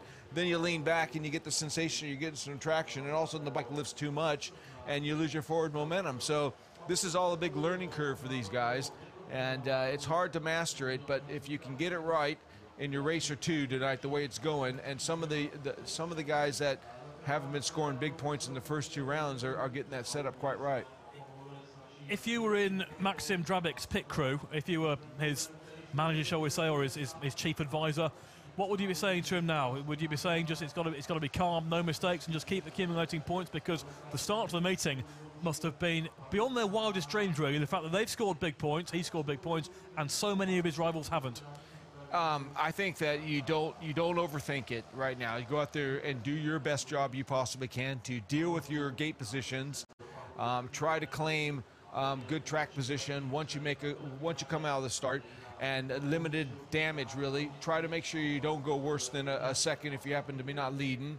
When you're leading, sometimes can be a little bit more pressure on you because you're not so sure where the other rider is going to be coming from, whether they're inside or out, unless you got a heck of a good corner and pick the right line at the right time during the 4 races after they grade it. So all these things are what the coach or the manager or your mechanics might be advising the rider. Would be saying, look, right, remember that you're in race 3 after they just graded the racetrack, but you're coming from gate 1. You're either going to have to keep it really tight in the first corner and hope that nobody's going to have a lot more speed coming off at turns 2 than you are holding the real inside line. And once you're going down that back straightaway, it's really up to you to feel if you've got enough drive to be able to move off your inside line and go out to the dirt. And is that going to be the recipe? Because the guy that was on outside gates going through the first corner on the outside is going to have a lot more momentum by the time they get into turns 3. So you don't really try to tell the rider what to do, just give them the options, and maybe also find out what other riders have been, their trend's been on the night, and pass that on. So if you're in a race where a rider's been sticking straight on the inside or he's been on the outside, if they can identify that so early on in the meeting, we're only in heat 8, you just tell your rider, watch out for so-and-so, he's been riding the outside, or watch out for so-and-so, he's been riding the inside. That's your best bet. So some riders would say, I don't care who I'm against, I don't even know who I'm against when I go to the start line, but when it gets to this sort of stage, sometimes you have to know who your opponents are. Yeah, it's definitely, I used to kind of study riders' kind of techniques and what the trends are. Right now, we got a water truck going out there putting water on the racetrack. This one's actually doing it from the back, yeah. just to prove that how good the equipment is. Yeah. So these are the factors that you would take on board before you come into your next race. But I know riders and the current world champion, Greg Hancock. You know, that guy doesn't really rely on looking at the program to see what races, and he relies on his starting ability, get himself out in front, deal with the conditions as he sees them. I was a bit different. I wanted to know all of the things that were going on. That's how I dealt with it. Racing has been good so far, and for a big track, it's not just a horsepower track, is it? You've got to think your way around it. You can't just bolt on a fast engine and go, because we're seeing people get reeled in. You know, people say you need horsepower when you got a big track. You just need power that works, I think. If you can get the back wheel to grip the ground. There's not a lot of dirt on this racetrack, so I wouldn't think the horsepower is the answer. What you need is a really good setup, something that will actually pull you into the first corner and give you a consistent run around every corner. But when you have to deal with conditions changing, like you might be in your first round of 4 races, you might be in heat 3. Your next round, you might be in heat 1. The next round, you might be in heat 4. Those are the things that you're thinking about, and what gate positions you are. You're pulling all of those equations together and making your decisions off that. There's how things stand so far. Confirmation that Verena and Fienhagen are the 2 unbeaten riders. Drabik and Hansen tucked in behind them on 5 apiece. Frick and Holder and Berger and Leaga all on 4. And a reminder, you have to be in the top 8 on the night to go through to the semi-finals, and the chance to earn more points towards the series in the semi and the final. If Drabik keeps on doing what he's doing, then he'll get the job done and become champion with that 4-point lead thus far. His aim will be to make sure it's more than 3 points before the final, if he makes it that far, to avoid any pressure of needing to go out in the final and score points. But so far, he's handling things quite nicely. Riders coming out on track for heat 9. Really important race here for Robert Lambert and Brady Kurtz. There is Brady Kurtz on the outside in yellow. Lambert will be going off the inside in red. They're up against Kubera in blue and Brenton in white. And with Lambert only on 1 point so far on the night, Kurtz on 2, they've got to start scoring repeated 3 points if they're going to get themselves really back in contention. Well, yeah, look at the other 2 riders squeezed between them. You know, their point scoring so far hasn't been so highlighted as well. Each of those riders only got 1 point each, so all 4 of these riders are desperate to make sure they can actually at least double their point scoring so far, and it's their 3rd race. So there's a lot going on in this, and all 4 of these riders' minds right now. They have to deal with the fact that they have a freshly groomed racetrack. The conditions aren't all that great when it comes to relying on full traction. It's a matter of technique and finesse, really. Get out of that start, let the bike pull you around the first corner. Hopefully you got good track position when you're coming off of turns 2. By the time you get up to full speed going into turns 3, you gotta know where you want to be on the track and deal with the conditions that you're going to find slippery a little bit because they've just watered it as well. Brady Kurtz, of course, should have won his last ride. He made a mistake going into the last lap and ended up finishing 2nd. The watering after heat 8 was less of a watering, shall we say, than after heat 4, just more of a light sprinkle. So Lambert inside, Kuber up gate 2, Brenton gate 3, and Kurtz off the outside for heat number 9. Go away, and Lambert off the inside makes a better start that time, but Kurtz comes across on the outside, and they're very tight into the first bend, and Brady Kurtz with speed in yellow. He is trying to go around Robert Lambert, who maintains the lead, with Kubera trying to come in, and Kurtz going wide on Lambert, and Lambert manages to run him wide, and that will send Kurtz out of play, and through on the inside goes Kubera, passing Lambert. Kubera from 3rd to 1st, Kurtz trying to hit back, Lambert now out of contention, he'll try and switch back once more, and somehow Brady Kurtz back in front, and somehow Lambert 2nd, and now Lambert and Kurtz running once again. I rest my case here. This is what I'm saying. All of the elements of the racetrack are changing each corner they go through. And it will start settling down now because they'll start getting a definite line on the inside that will be a little bit drier than the guy on the outside. So you might just have an advance right here. That is Kurtz, the Australian, coming from the gate 4. He's clamping on the inside, but he's got the Britain rider right up the inside of him right there. Lambert trying to squeeze underneath him if he can. Well, Kurtz and Lambert trading paintwork blow for blow just as they were in Gusto 3 weeks ago, and Lambert still giving it all, trying to get a Brady Kurtz. Will he go inside or outside on the final bend? Kurtz with the advantage into that final turn. Looks like he'll hold it for now, and he will win it. And would you know it, Renton will snatch second over Lambert with Kubera at the back. Well, I think every rider had a go at leading that race at one point because Kubera was really involved on the first lap. He finished at the back and went in from nowhere and snatched second off Lambert. So it's impossible to know where to defend. Brady Kurtz comes through with the victory after a fierce battle with Lambert, and Lambert will be furious that he's lost second place there. Kurtz, Brenton, Lambert, the result of a dramatic 8-9. Oh, wow. That just proves my point. You know, you got to deal with the conditions, and the conditions are changing. In that race, they were changing every corner. Out of the box, you see Kurtz here from the outside, gets a nice drive into the corner. He gets himself positioned quite well. Lambert on the inside in the red is equally in good position because he's going the shortest way around this 391-meter racetrack, right up on the inside, but then decided he's going to have to move up a little bit so he can slow down the drive of Kurtz because he felt him up there. Left a big hole there for Cabrera to come underneath him, coming from gate 2, his drive there. But then you got Futin coming from, where's he coming from at the end? He's in the white helmet color, dead last right now, coming off a 2, but he's got some speed, cuts back on the inside while all three of these guys sort themselves coming around. To finish the first lap, they were all changing positions. Lambert at one point was on one wheel coming off the fourth bend, but managed to maintain that. He was scrapping with Kurtz.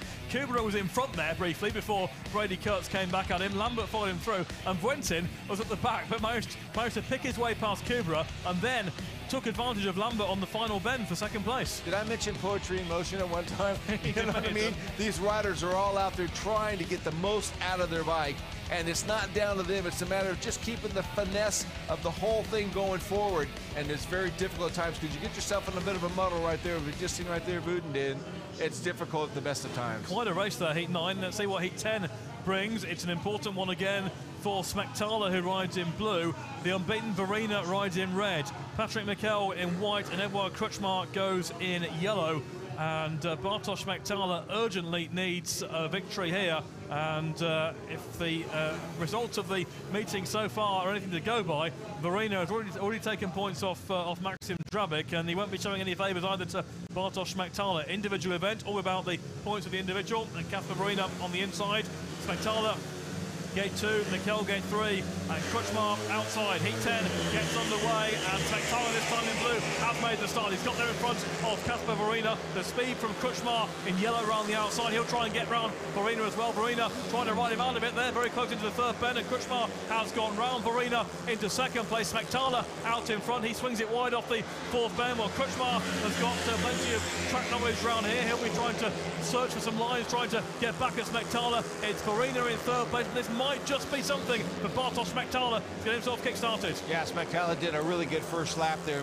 Held the inside through the first corner. By the time he got into through, let the bike grip from the outside. He's under a bit of pressure right now from Crutchmar. Crutchmar now has to deal with the fact that he's got Verena up the inside of him as well, so nobody's safe. Yeah, Crutchmar is close enough here as Smektala goes a little whisker too wide off that fourth bend, then Crutchmar could still make his way through. Every lap he gets a bit closer, and Smektala has to really block him into the first bend there. Verena is seeing the possibility, the two in front tripping over each other. We've still got a big three-way scrap on here. Smektala with the advantage over in second place. Crutchmar with Verena trying to go wide off the final turn, but Bartosz Smektala does get a race victory on the board in Heat 10 and puts his title bid some way at least back on track. He's got still much more to make up, but he's got himself back in the meeting.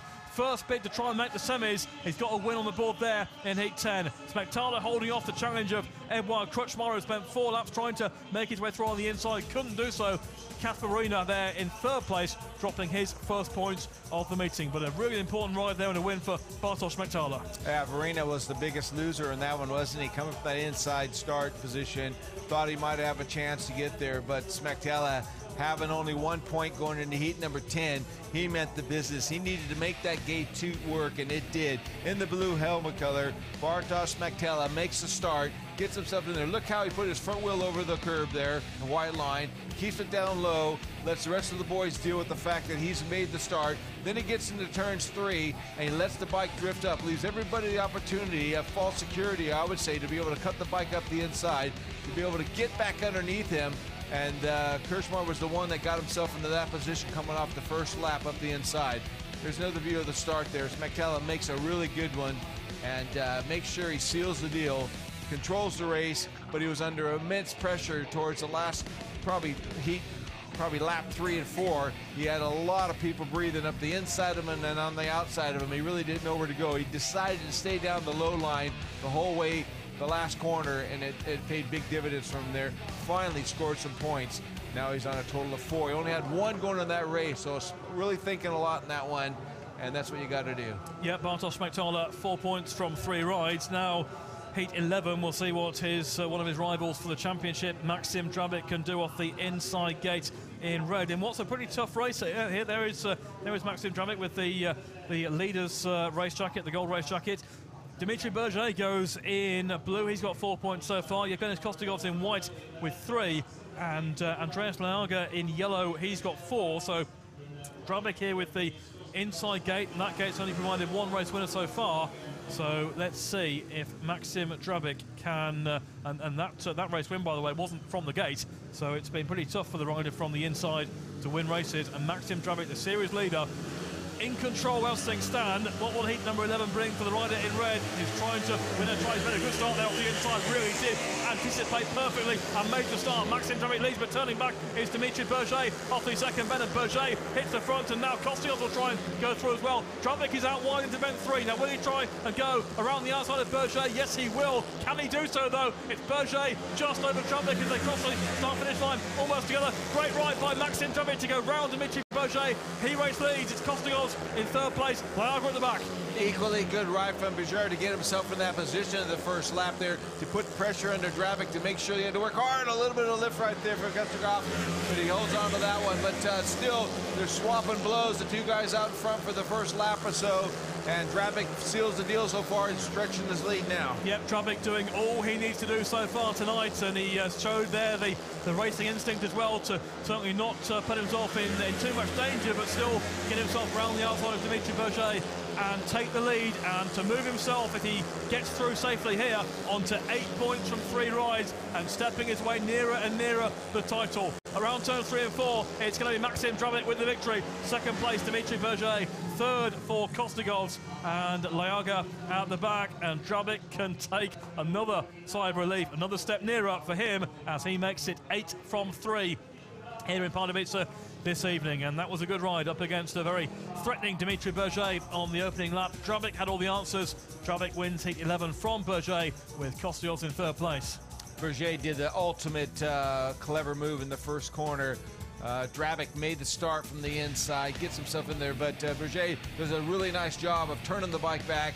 Knows he didn't make a good enough start to get over the top of the pole, but as he turned the bike back, he got his wheels in line coming off there, and he thought all of his Christmas come at one time, and this one, thought he's going to have this one sewn up. He's been having some really good lines on the outside, but he chose to be on the inside here. Drabik then stuck to his line, and luckily he did. He just had enough of grip to be able to pull himself around the Frenchman and pull it off. So the pole back on the scoring board with another 3 points, giving this total of 5 points. He's got half a chance now. That's still good. He's leading as we speak at the minute, I think, overall, isn't he? Yeah, Drabik on 8 overall. He now leads the meeting. Roina on 7. Fienhager, who is unbeaten on 6. He is due out here in heat 12. And he will be going up against Max Frick, Jack Holder and Patrick Hansen.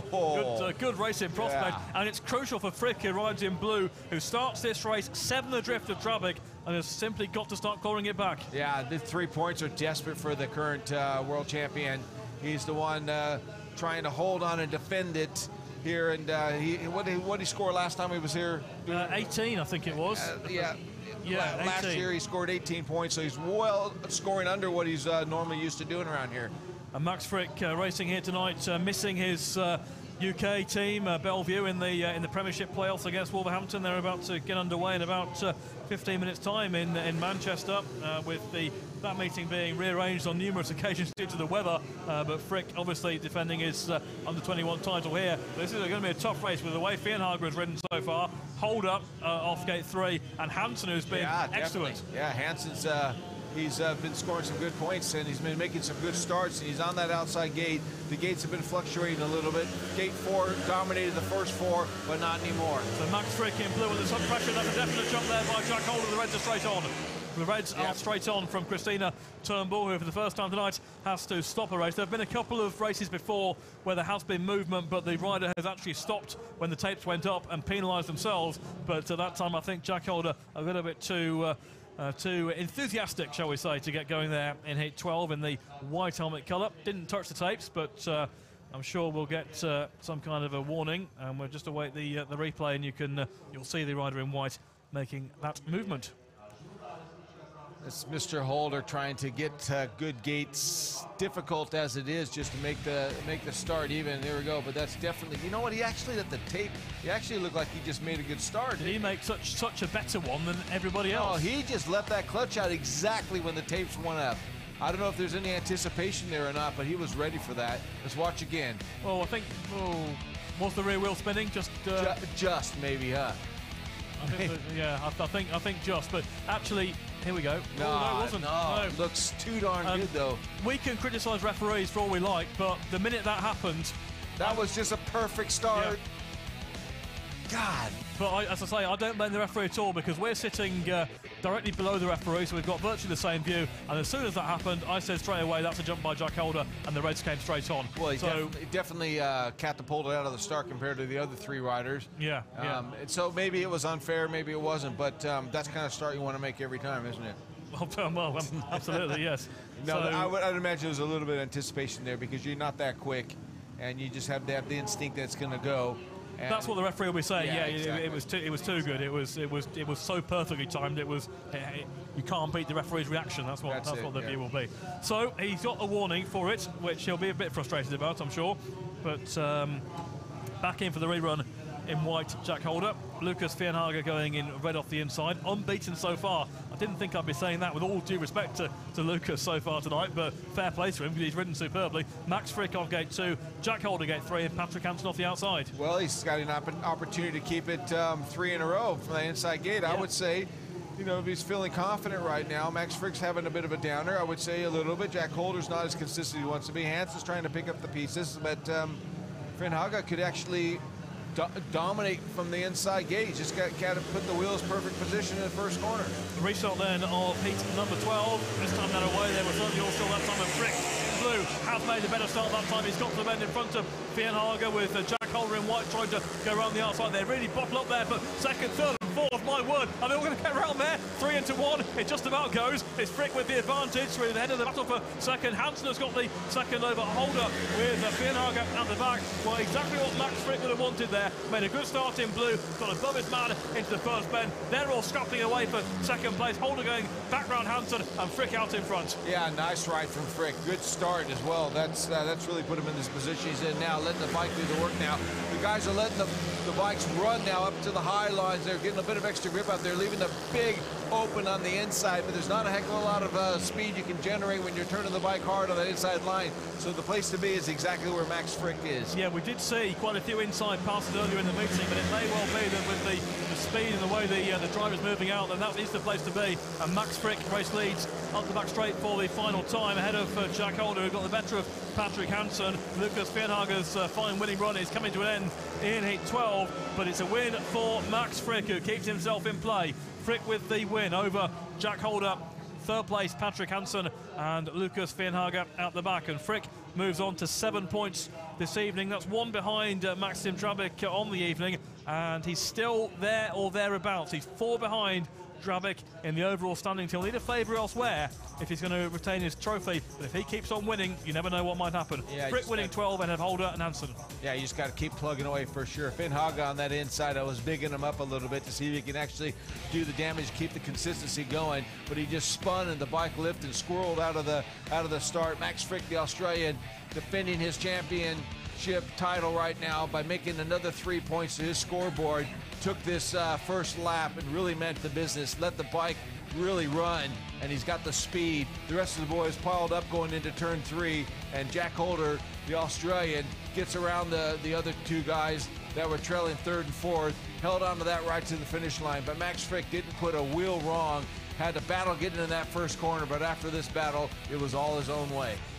So it's victory for Frick. It keeps him, as I say, in the series overall with 35 points. But on the night, and look how tight that was to the third bend. Yeah, absolutely close right there. Hansen did a good job holding on to it. By the time we get 3, they started going to that inside line. He just left the outside open for Jack Holder. Jack Holder's back wheel got into that little bit of dirt, got a little bit more speed, followed his fellow Australian around into that second position. 2 points for Jack Holder, and Hansen had to give it up there and only got 1 point out of that tussle. So 3 rides completed for each of the competitors, and Maxim Drabik is out in front. There's Max Frick on 7, Drabik on 8 on the night, and Verena also has 7. Then on 6, Fienhager, Holder and Hansen and Berger, so 4 riders on 6 points, and Brady Kurtz now moves into the top 8 on the night with 5, and Bartosz Smektala, who also won his last ride, he's on 4, just outside the top 8. There's the pits complex here at Pardubice. So a really nice pits complex, Sam, because they can actually effectively look over the balcony. It's much higher up than at certain places. Yeah, it's a first-story pit arrangement. It's got a concrete floor on it, and underneath it, they got garages for the local riders and mechanics to learn their craft and prepare their bikes. But on top, as you said, you got to go right down to there's a ramp coming from this top of this building here where the riders ramp down. You can just see it in the far up on the top of the picture right there. They ramp where the tractors are.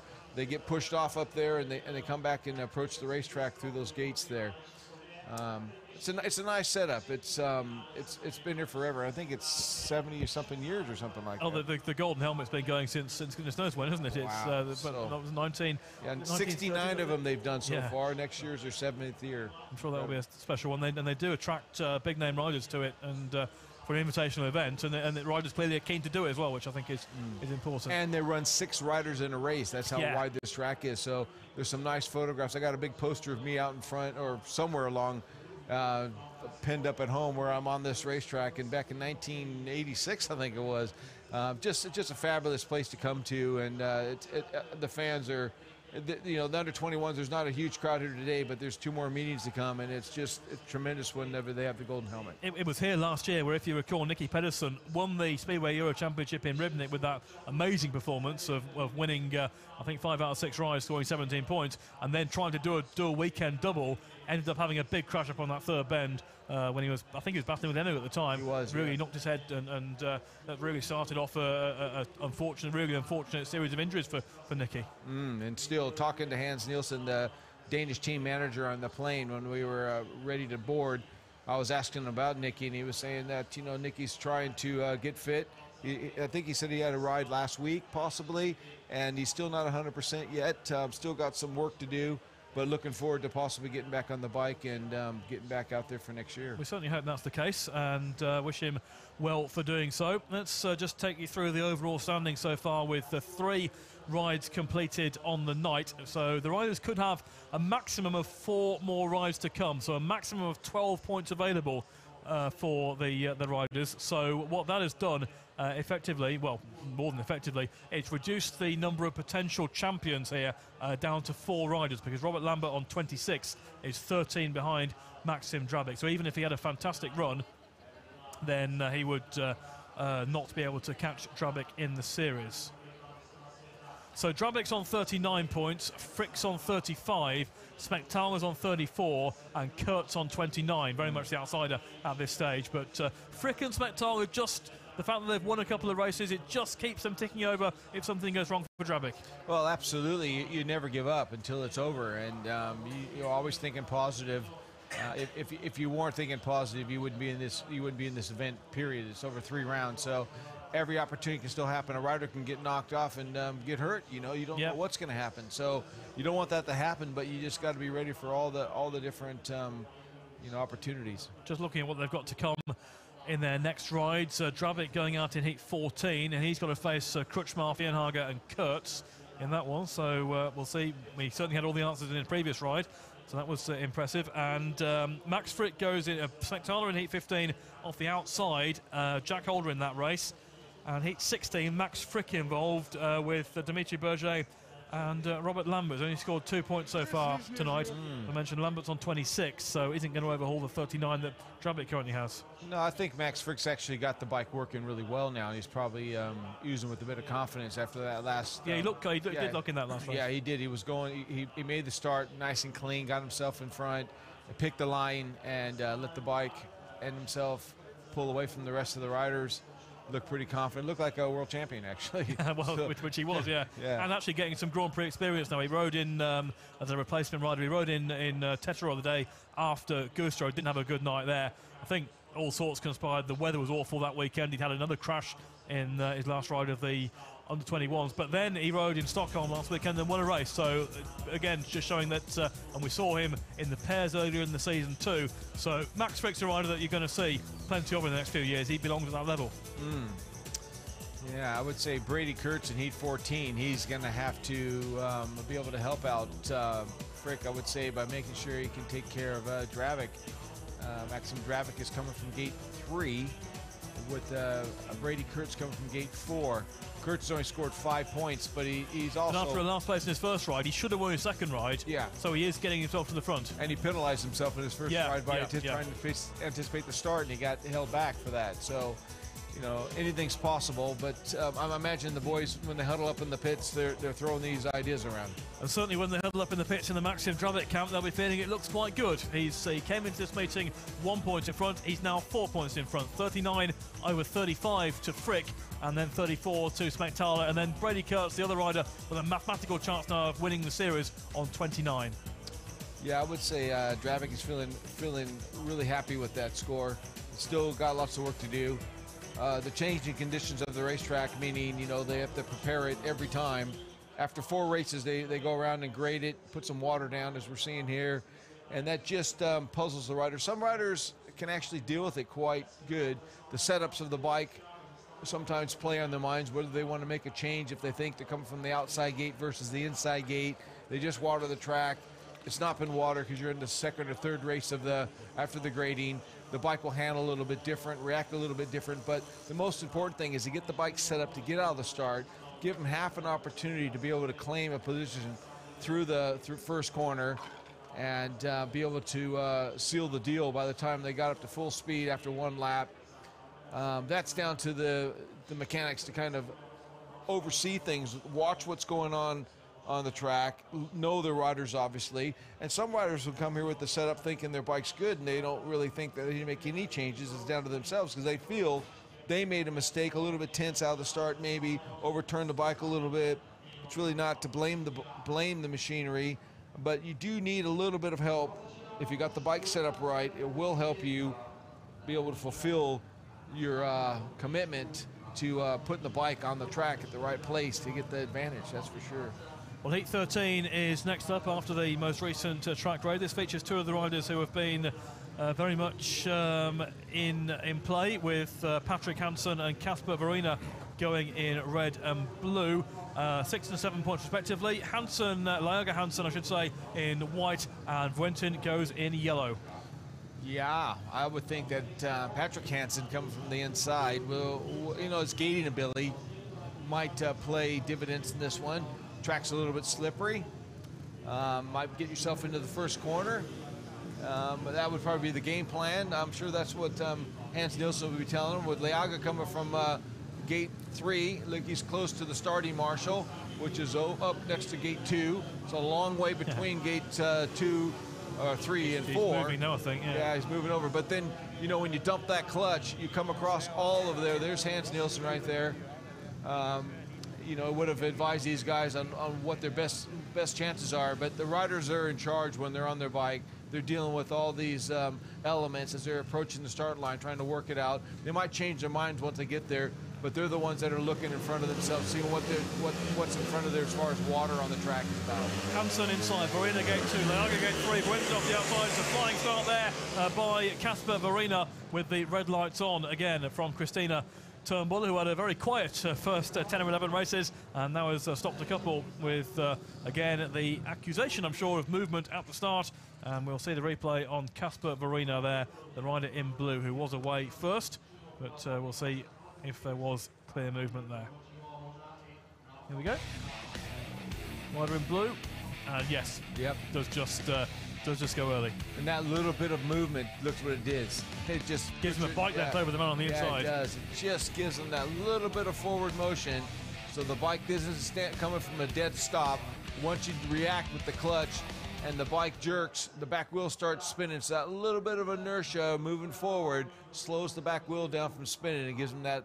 Well, we just seen a healthy bike length going out of the start. We saw in the Stockholm Grand Prix last week an absolute stream of restarts. The referee was holding the tapes longer probably than normal, and in fact had briefed the riders to that effect beforehand, but several weren't keeping still. Ty Wolfenden actually touched the tapes in his first 2 rides. The referee got quite a bit of stick, I think, at times from various people, but again, if they'd been told beforehand and they were consistent, the referees had to try and ensure fair starts for all. Well, if the referee's not consistent to the trend, then it's not fair. You know, we are used to what we're seeing here tonight. There's about a 2-second stall before we see the green light come on. It's about 2 seconds, and then the tapes are going to go. But as soon as you start holding them for 3 or 4, and such a competitive field of riders, you don't know what's going to happen, and that's not normal. So even though you might be consistently holding for 3, it's not normal. Well, tonight we have a second rider warned, Casper Verina in blue. He won his first 2 rides here. We're looking to hit double figures here. If he wins this one, he'll be on to 10 on the night and making his way towards the semis once again. Normally, in these sorts of events, 9 points is normally fairly safe for a semi, although not always. Wolfenden, in fact, himself missed out at Cardiff this year with 9 on countback. So double figures is definitely a mark for the semis. Sometimes you can make a semi as little as 7 or even extraordinarily on 6. So keep clocking up the points, and that's what Casper Verina will be trying to do here in blue. Patrick Hansen in red off the inside, he's got 6. Niaga in white on 4, and Brenton on 3. He goes off the outside. Restart of heat number 13. This time they're still, this time they're away, and Patrick Hansen has got the start over Casper Verina from the inside. Red leads blue. Verina tries to turn back off the second bend, and he's made a neat move there, and he's taken Hansen wide on the back straight. He's got the lead. Brenton is streaming around the outside in yellow, but I don't think he'll quite make it as Andreas Niaga moves back through into 3rd place. So Casper Verina out in front here of Patrick Hansen after a good tussle on the opening lap, and Andreas Niaga 3rd, but Verina could here be set for his 3rd win of the meeting. Yeah, not a bad run then, getting himself in position, coming off of that back straightaway, I say, the first lap. That's when things got to settle down. Hansen's not going to give up, though. He's just reaching up a little bit, and just the Niaga's up on the inside, too, so the 2 Danes are sitting there ready to pounce on the pole if he makes any mistakes. Track's a little bit slippery from the grading in the water they put down, but it looks like it's settling down just enough for these guys to have a consistent run through the corners now. Yeah, not riding as wide generally as they were in the races before the track grade, although Patrick Hansen trying to find some more speed as he tries to get the better of Casper Verina. That did put him under pressure from Niaga for a time. It looks like Verina, with a neat inside line there off bend 3 and 4, will hold the advantage, and he makes that 3 wins out of 4. Casper Verina winning heat 13 ahead of Patrick Hansen, who's enjoying a very solid, consistent night scoring. He was in 2nd place, Andreas Niaga in 3rd over Alexander Brenton, and I think you can ink in Casper Verina's name for a semi-final place tonight. 10 points from 4 rides, including 3 race wins. At the pole, there's several of them, and there's several good young poles, and he's one of them, and he has taken heat 13 over Hansen and Niaga. Yeah, I didn't have it all his own way. And the first attempt of this heat number 13 out of the start, he just got that little bit of a roller, which put him out in front. Referee stopped it straight away, put him back in here. But this time, Patrick Hansen on the inside gets himself into the first corner first, coming from the inside gate, holds it down low, just drifts off a little bit, leaves the opportunity there for Casper Verina to be able to get his wheels in line and push the Dane out just a little bit, unsettle him by the time he was going into that, approaching that turn 3, and Verina really knew what he wanted to do there. Add another 3 points on his scoreboard, and those 3 heat wins will definitely play dividends if they come down in any backtracking of any sorts on gate positionings towards the end. Very much so. He'll be in the semis with that 10 points. He'll try and add more to that in his final ride, heat 19. and looking to win the meeting as well. Of course, we're working on a title overall, but also a prestigious individual meeting in its own right here tonight. Heat 14, and the series leader Maxim Drabik in action in white. Gate 3 for Drabik. He's got Brady Kurtz off the outside.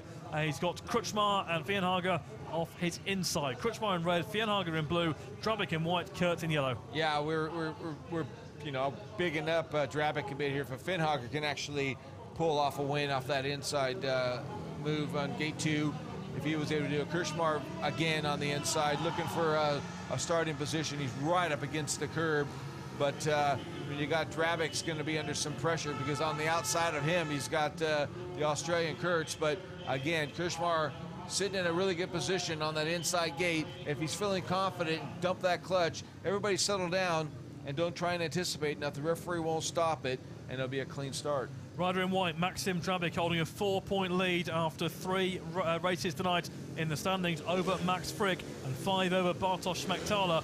The rider in white in the box seat. What can he make of heat number 14? Star Marshall walks away.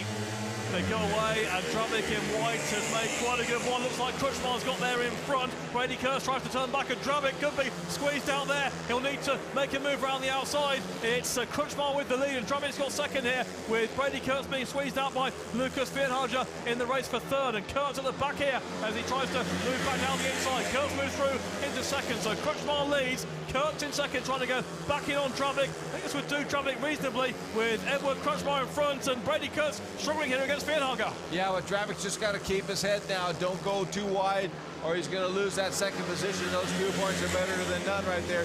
Fienhager's right there, but as you say, Kurtz is dead last. He's not even in the hunt there. There's a bit of a push here now. Krutschmar's going to have to hold on to that. Which way he's going to go? Down low. He's going to stay low. Well, Drabik is certainly trying. He might be better advised to sit there with the second place in the back. He's going to go and try and win it. It's Krutschmar with the advantage. It's Drabik in second. Battles on for third, because Kurtz's title hopes are going up in smoke here in heat 14. But Drabik is trying to make one last move around the outside, around turns 3 and 4. It's Edward Krutschmar who holds the advantage, and Krutschmar will beat Drabik, and the third place will just go to Kurtz over Fienhager. Kurtz takes 1 point, but that's no good to him really in the series. And Maxim Drabik gets 2. Krutschmar wins, which should certainly impress the home crowd here. They enjoyed that one. Edward Krutschmar, who is progressively improved as the meeting has gone on here tonight. He's now got 6 from 4, so does have a semi-final shot if he can win his last ride. And he's taken a point there off Maxim Drabik. So Krutschmar, Drabik, Fienhager. Well, Brady Kurtz for me got the third place as they went across the line. And that's been confirmed by the scoreboard. So Brady Kurtz third, and Lucas Fienhager out the back. So the Australian Kurtz was third there, gets 1 point, but Drabik gets 2, Krutschmar the winner. Yeah, Drabik was trying to make sure that that gate 3 was going to give him a bit of a gift there, but he didn't have it all his own way right there. We can see Krutschmar was really thinking about it when he was building up to get into that situation, to get himself to pick the right place out of that gate 1. Whether he was going to be the inside or the outside. I was watching him studying that inside right up against the white line, and they got him into the first corner first, and Maxim Drabik really had to work hard. He actually had to work double hard, because Brady Kurtz was trying to get underneath him. All 3 of these riders were trying to tussle for position by the time they got at the full speed of the first lap. But I would say that Krutschmar really knew what he wanted, and he sealed the deal by making that inside gate work for him. You can't just say anybody's going to have their own way right now tonight. I don't think so. There's a lot of points being thrown around, and anybody can win if they get the right attitude out of the start. Get into that first corner and demand your position. We're down to 3 riders who can win the series, and one of them is in this heat 15, Bartosz Schmechtala, off the outside gate in yellow. He currently trails Maxim Drabik by 7 points overall, and the races remaining are counting down. Dominic Kubera off the inside, Kostigos off gate 2, Holder gate 3 with 6 so far tonight, and Schmechtala in yellow off the outside. Heat 15 gets underway. Schmechtala, a nice launch there off the outside, comes across and then goes straight into the bed. What went wrong there? Bartosz Schmechtala made the start. He's going to try and pick up up speed now around the outside, but the way is blocked by Kubera and Kostigov. Smart Spectator going well wide on turn bench 3 and 4. If he makes it, it's a great ride. If not, it's a disaster. Down the inside, Kostigov leads. Kubera in second.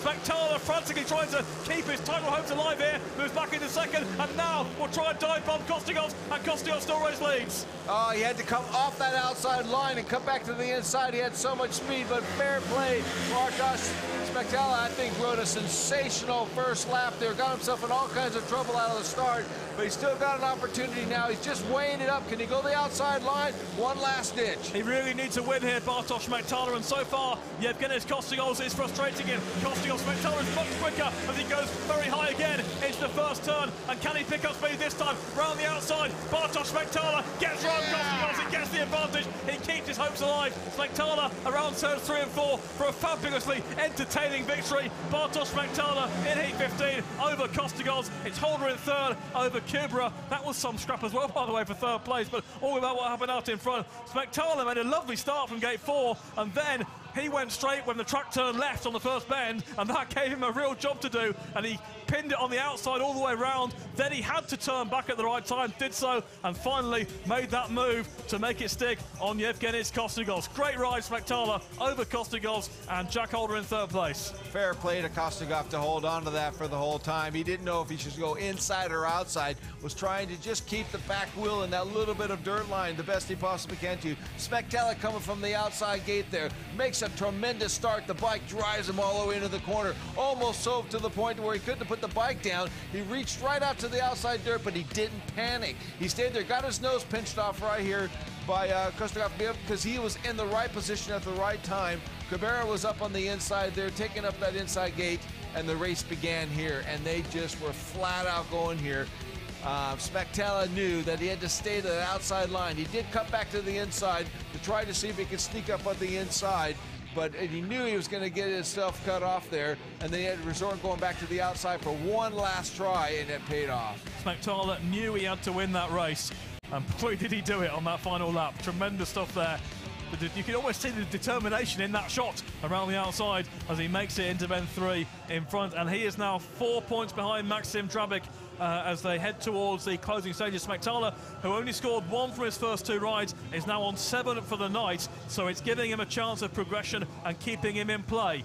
Max Frick is next up in heat 16, and he is up against Dimitri Berger, Robert Lambert and Patrick Mikel. Well, the wild card has not scored so far. Lambert's had a really tough night, only scored 2. Berger off the inside could be a danger. He's got 6, and Frick is currently 6 behind Drabik. You asked me that question, you know, what are the riders thinking, and what would be going through their mind right now when they're into these kind of situations? The main thing is you just got to make sure you do not get a last place. That last performance of Spectator proves my point. They just know what is on the line. Lose a point, could lose a championship. Right now, Max Frick is trying to defend it. 7 points, and this right here, he's got the Frenchman on the inside, but probably his toughest contender. He's got to pull this one off. Frick needs to win this one in white. Berger off the inside of red, Lambert in blue, and they get to the first bend together. And now Frick lifts and goes straight. Now he's going to work from the back because Dimitri Berger leads with Lambert in second place. Lambert coming through on the inside. They're neck and neck, so let's see what Frick can do in third. He turns tight for the inside off the bend, and there's a little lock up there. Close. My word, Dimitri Berger locking up, and Frick has to go down the inside. Frick has got from first to first. Perfect. Max Frick has made it. Frick has made it past Berger after a really tight bend. Lambert hemmed in third, and I'm not quite sure how Max Frick did it, but he has hit the front.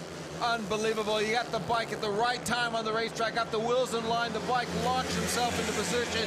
He was able to clinch it on the inside, which is very, very hard to do around here sometimes when the guys are on the high line.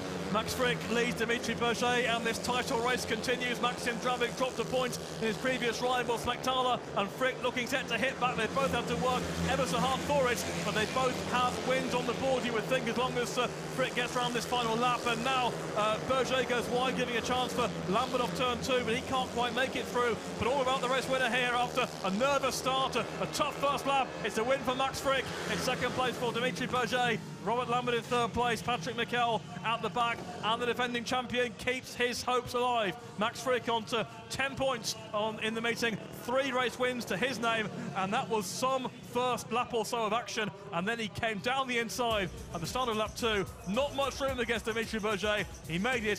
Frick, Berger, Lambert in heat 16. I mentioned to you that the riders and the mechanics, they'll be asking each other what's the best way to get the bike set up right. You got to make it a bit aggressive out of the start if you possibly can do. That means shortening the wheelbase up possibly, putting a little bit different kind of jet to slow the back wheel down. Max Frick's bike lifts coming out of the start. See right there, and it lifts again going to the corner. Yeah, exactly. Spectacular, the same thing. They're all looking to get the best out of their bike, but they then got to control it. And when the bike takes them out of control, this is what happens. You have to resort to riding hard. Max Frick goes into the corner, sees that everybody's bunched up on the outside, cuts back on the inside, puts himself in the right position, gets his nose cut off a little bit, but then demands his position. By the time he got in a full lap of this heat number 16, up the inside pass, what a tremendous effort from the Australian to be able to get himself into a bad position out of the start, but generally outraced himself, I would say, but in the perfect position. And the first lap, cuts back up the inside, and then gets himself 3 more points. That takes some doing, doesn't it, to turn that tight? And we haven't seen too many riders move down with 2 alongside him as well, to manage to make that and control it. And you can see the pit crew enjoyed it as well, because that's keeping him, that moves him to within 3 points of Maxim Drabic. And I always say, whenever you're within 3 points, anything can happen, because obviously 3 points, 1 race, 1 engine failure, 1 fall, anything can happen. And if it goes to a final, even if Frick is 3 behind Drabic, for example, that final will be of such quality that Drabic could run a last place anyway, because of the quality of riders around him. Yeah, well, when we're looking down the races coming up, heat 20, you got Spectala on gate 1, and you got Frick on 4. Now that is 4 races. That's the 4th race of a grading. So there's a good opportunity that gate 4 is going to be quite handy. And that race is good news for Drabic, because it means that somebody's going to drop points. They're not going to both win their final ride. And Smektala probably slightly more important, because he's not yet secure a place in the semi-final on the night, courtesy of his bad start to the meeting. We've currently got Verina, Frick and Drabic on 10 points tonight. Verina and Frick have both won 3 races, Drabic has won 2. Then Patrick Hansen and Dimitri Berger on 8, Berger with 4 second places. Smektala and Jack Holder on 7, and Lucas Fienhager currently holds the final place in the top 8 on 6, although there are 3 other riders on 6 points who could overhaul him. Currently Fienhager on the countback has got 2 race wins. So Krutschmar, Kurtz, Kostigovs also on 6 could also make it through, as could Liaga on 5. So they're the ones that are chasing. But Smektala will have to go into heat 20 almost certainly, needing points to guarantee a semi-final, but he and Frick will be looking to catch up on Drabic. Now if you look at Drabic's final ride, he's got to face Vrentin, Mikel and Jack Holder in heat 17, and realistically you would say that Drabic ought to be capable there. Well, he is fully capable of winning it, but you would think realistically only Jack Holder is going to really threaten Drabic in heat 17. Yeah, I would concur with that one for sure. But you know, the racing's racing. There's no for sure. You just got to get out there and still prove it. But I would say if I was looking at that race, heat 17, it's Drabic's to lose, isn't it? Yeah, absolutely. Yeah. And overall, Drabic on 41, Frick on 38, and Smektala on 37. To be fair, you know, Maxim Drabic's pretty much dominated the very first round of this series. He dominated. Oh, he was absolutely sensational. Yeah. And you know, there's a little mishap in the second round when he was in a good position and he got hurt in the semifinal. You know, he pulled off the racetrack, couldn't continue to score any more points. You know, to be in this position is a genuine achievement, I would say. If you recall, he actually had a fall earlier in the meeting in Gustro when it was when the track was just developing after the rain earlier on, and he came off on the third bend, and that just put him slightly back in the meeting. But then the crash he had, and I'll go back to it again, the crash he had was a real fearsome one on the main straight, and it's great to see it within a couple of weeks he was back in action again. Yeah, it was. I think there was probably a little bit of luck there. We're just seeing right there Robert Lambert getting interviewed. He's had some bad luck from the word go, and he's never really sparked up in that last race. He threw it in there, but he's not dominating his positions, is he? Tough season for Robert. He's been carrying a knee injury for much of the campaign, and he had a big crash in Poznan with Kasper Verina, which hampered his challenge after after he won his first Cieszę się przede wszystkim z tego, że udało nam się odbyć tutaj trening przed zawodami. Pierwszy raz w tym roku przed Mistrzostwami Świata. No i rzeczywiście ten tor jest bardzo długi i bardzo szybki. Generalnie naprawdę ciężko jest trafić, wstrzelić się w te ustawienia. Zapytam teraz Roberta o te kontuzje, które on odniósł w trakcie tego sezonu. Czy one może gdzieś tam wpłynęły na tą dyspozycję, czy sprawiły, że czuje się mniej pewnie na torze? This season was really unlucky for you due to a lot of injuries. Do you think it makes you feel maybe a little bit unsure or had a bad influence on your form? Maybe, yeah, but yeah, I'm trying. Do you think generally we have a very strong crop of setup riders at this level? just trying different things on the bikes as well. The Grand Prix riders, the ones that we see at the top of league racing in maybe 3 or 4 years' time. The list of winners of this series, people like the Pawlickis, the Dudeks, the Janowskis. How do you rate the current crop in terms of how they're going to progress? Well, I think there's a couple of them that stand head and shoulders, to be fair. But the reasons were just identified. You know, with Lambert's injury, we know that Kurtz was riding with an injury at the beginning, so you can't really judge them fairly, I would say. But their desire and their ability, definitely. You know, when things are going your way and you're scoring points consistently and you're having good success all year round without any injuries, you're going to have that little bit more security and confidence when you're in an event like this.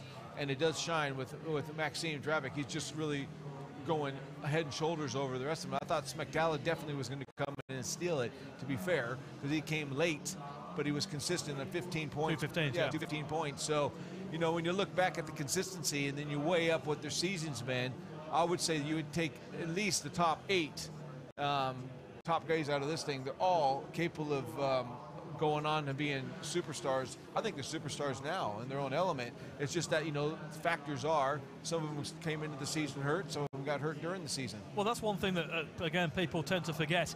We're at the end of September now. It's been a long season, and these riders, and you'll know it from your own career, once it gets to a certain point, you're riding with bumps and bruises, and no one talks about it, and they don't want to talk about it, because if they do, you could see it as a statement of weakness. But they must all be being almost bandaged up almost every week. They've all got their own ailments, and it needs the winter to cure it all.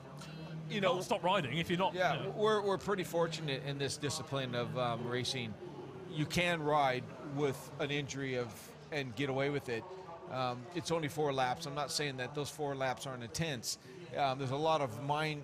You have to think a lot in this game. That's why I think the mature riders in their 30s and onwards, the current world champion, individual world championship of his age, Greg Hancock, you know, that mature brain is what pulls you through. Now, injuries help when you're of that age, but when you are riding with, let's say, a bruised ankle or something, you can almost get away with it in Speedway. It's not as aggressive as other disciplines.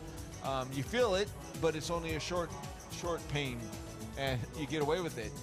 But when you're 100% and you go out there and you don't have any injuries, it's got to be the best way to go. But your mind still has to be educated, and the only way to get that education is lap after lap after lap, and be put into a position where you're in with the big boys, racing with the big boys and scoring big points as a team. When you're an individual like we're seeing here tonight, this is down to yourself and your team. Which your team is the guys that prepare your bikes and brings you to the events and make sure you're ready to go out there and score the points.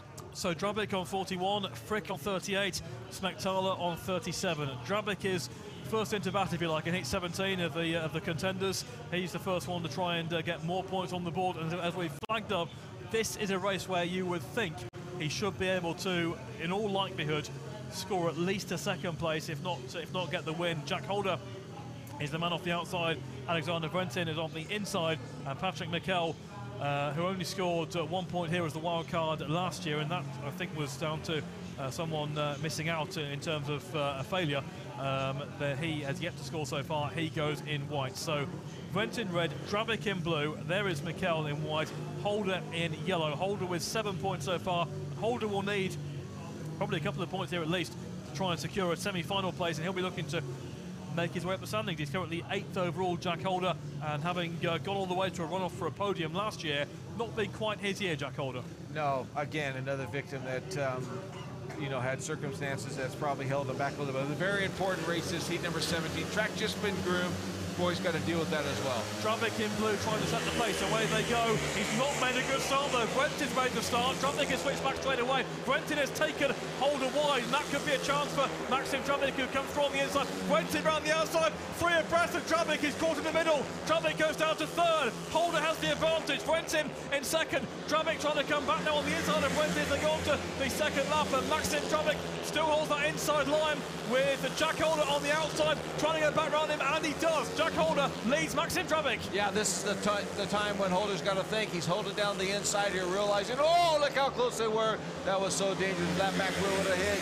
It would have been carnage on the racetrack. But Holder's doing an excellent job. He was on the high line to get himself into position. Now he's holding down the inside there. Make sure Drabik's going to resort to that second place, but Drabik's not going to give up that easy. Holder knows he has to pin the inside here after the track grade. He's done so. It was a very awkward moment for Drabik on the previous lap. He almost passed him off the fourth bend, and again, 2 points for Drabik here are better than none. But the fact he's dropping one is just keeping Frick and Spectator interested. They come round turns 3 and 4 for the final time, and it will be Jack Holder to win Heat 17 over Maxim Drabik. Quentin in third, Mikel at the back. 2 more for Drabik, moves on to 43. But it's not done yet by any means. Heat 20 features both Frick and Smektala, and one could certainly close in if they win that race. Fine ride by Jack Holder. It was tight again on lap 1 as Brenton got himself involved, and that was the problem for Drabik. He got himself caught in the middle. It's a win for Jack Holder, second Maxim Drabik, and third Alexander Brenton. So nice that you mentioned about Jack Holder's season not going his own way. That was one of his best rides. Yeah, and he was on that gate 4 position, what we think has been probably one of the better gates, but not so good when it's right after a track groom. There's not a heck of a lot of grip on the outside, but Holder's bike gets him into the corner, gets himself in a very nice position there, but gets pushed out a little bit in the first corner. But then he had the speed up to be able to turn the bike, get back up the inside by the time he got into turn 3, hold that inside line right there, shuffled him up a little bit, pulled away under a little bit of pressure, only for a short bit of time. Drabik was trying to claim a position there in the second, knowing that he could possibly give up another point if he makes any mistakes. Barring the engine failures, both these riders at this point, we're looking at 3 points for the Australian and 2 for the Pole that's leading the series so far, and he's got to say that's good enough. But Jack Holder has got to be the happiest guy to finish off with 3 points in his heat races. Yeah, Jack Holder finishes with 10. That will be enough for a place in the semi-final. Maxim Drabik finishes on 12. That will be enough also for a semi-final place. Heat 18 features several riders who are trying to join them. Dimitri Berger with 4 second places so far. He rides in red off the inside. Edouard Crutchmar, who's improved as the meeting's gone on. He is in blue with 6. Patrick Hansen with 8. He's in white. And Dominic Kubera with 1. He is in yellow. So really big race here particularly for the 3 off the inside. Berger, Crutchmar and Hansen. A result here for any of them, double figures, and definitely a place in the semis. So all of it's to race for in this one. Then Heat 18, there's a couple of guys that we're going to make sure they can add the points to their scores and possibly move them forward. The track has been ridden on after the grading. That is a critical factor here on this big 391-meter racetrack. It's flat. There's no real banking in it at all, really slightly maybe, but it's critical to make the start, get track position, either the inside or up on the high line with what little bit of dirt's on it will drive it forward. So Dimitri Berger inside, Edouard Crutchmar gate 2, Patrick Hansen gate 3, Dominic Kubera outside, Dimitri Berger in red, makes a really good start there, gets to the bend in front, Crutchmar turns back on turn 2, they are neck and neck up the back straight. It's going to be Crutchmar with the advantage here over Berger. Kubera in third, and Patrick Hansen here out the back as they go round bends 3 and 4 with Dimitri Berger now switching back to try and get the better of Crutchmar, then have to think better of it, change his mind once again, look to make it outside. He's looked like he's quicker here, but still Edouard Crutchmar has the lead. Edouard Crutchmar off of a race win in his previous race, has a lot of confidence coming from gate 2, gets himself in position right there. The Frenchman's trying to pull him offline, but he hasn't been able to do it so far. He's going to have another attempt. He's on the high line.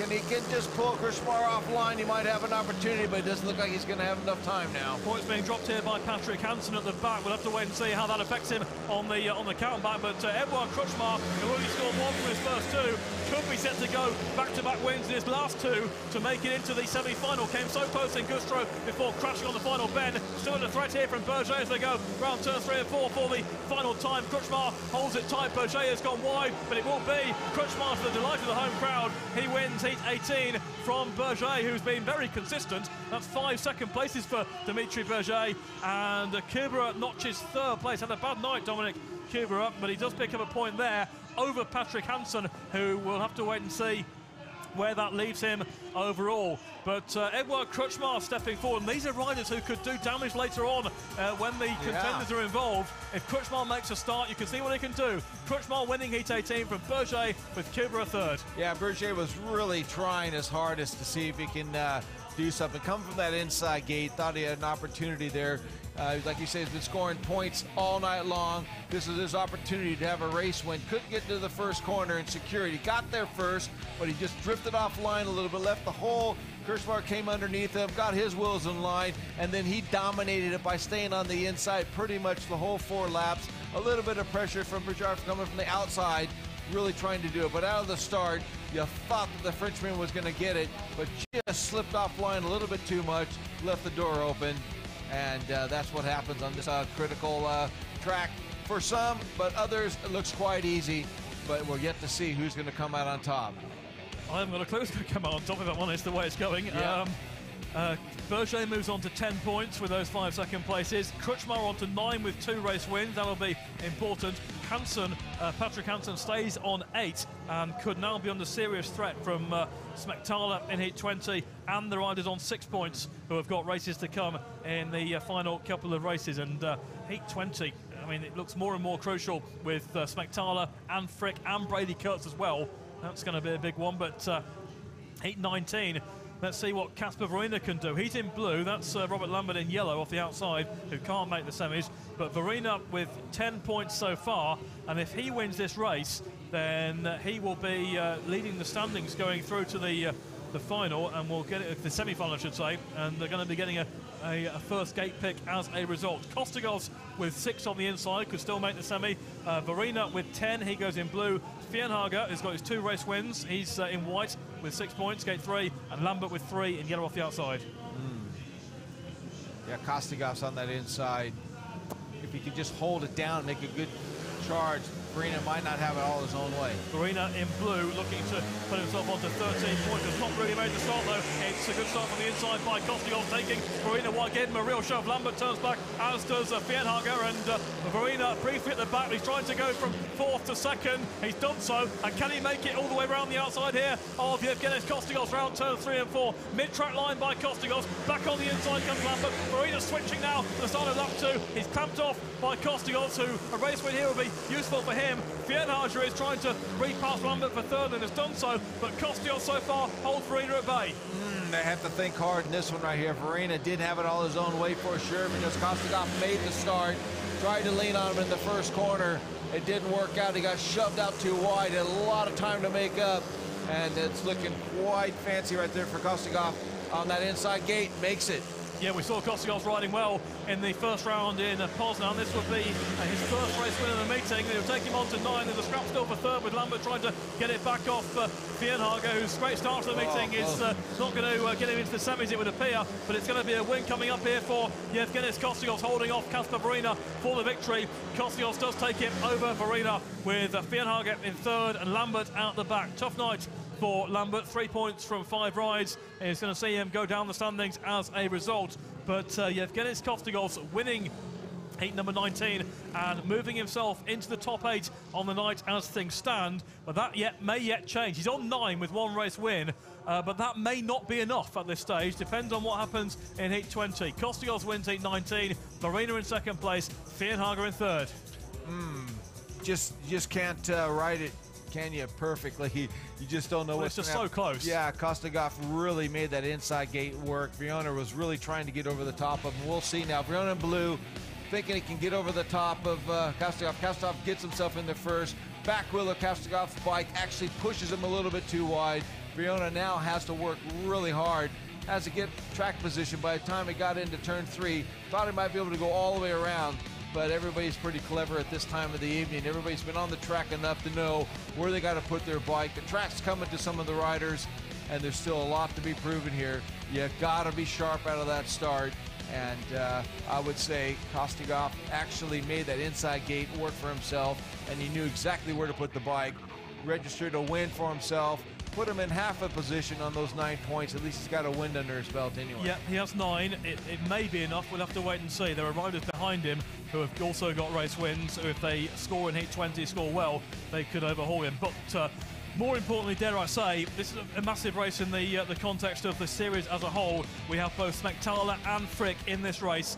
Drabik on 43, safely in the semi-final on the night. Frick on 38, he will be in the semi-final as well, but needs points to catch up. Smektala on 37, needs points here, A, to make the semi-final, and B, to catch up overall. So he needs a second minimum, doesn't he? Yeah. Those 2 race wins is going to definitely put him in there on 9 points. But I think really he needs 3, because you've got to catch up with Drabik. He's 6 behind him. Yeah, that's it. Yep. So crucially important for both Frick and Smektala. Frick is currently 5 behind Drabik, Smektala is 6 behind Drabik, and after this race they'll have a maximum of 2 rides each to come in the series. 7 race wins from gate 4. Max Frick's Australians on it. You think he knows that? Smektala, I don't think he cares. He wants to win. Smektala on the inside, there's been 4 wins on it. Can it be 5 right now?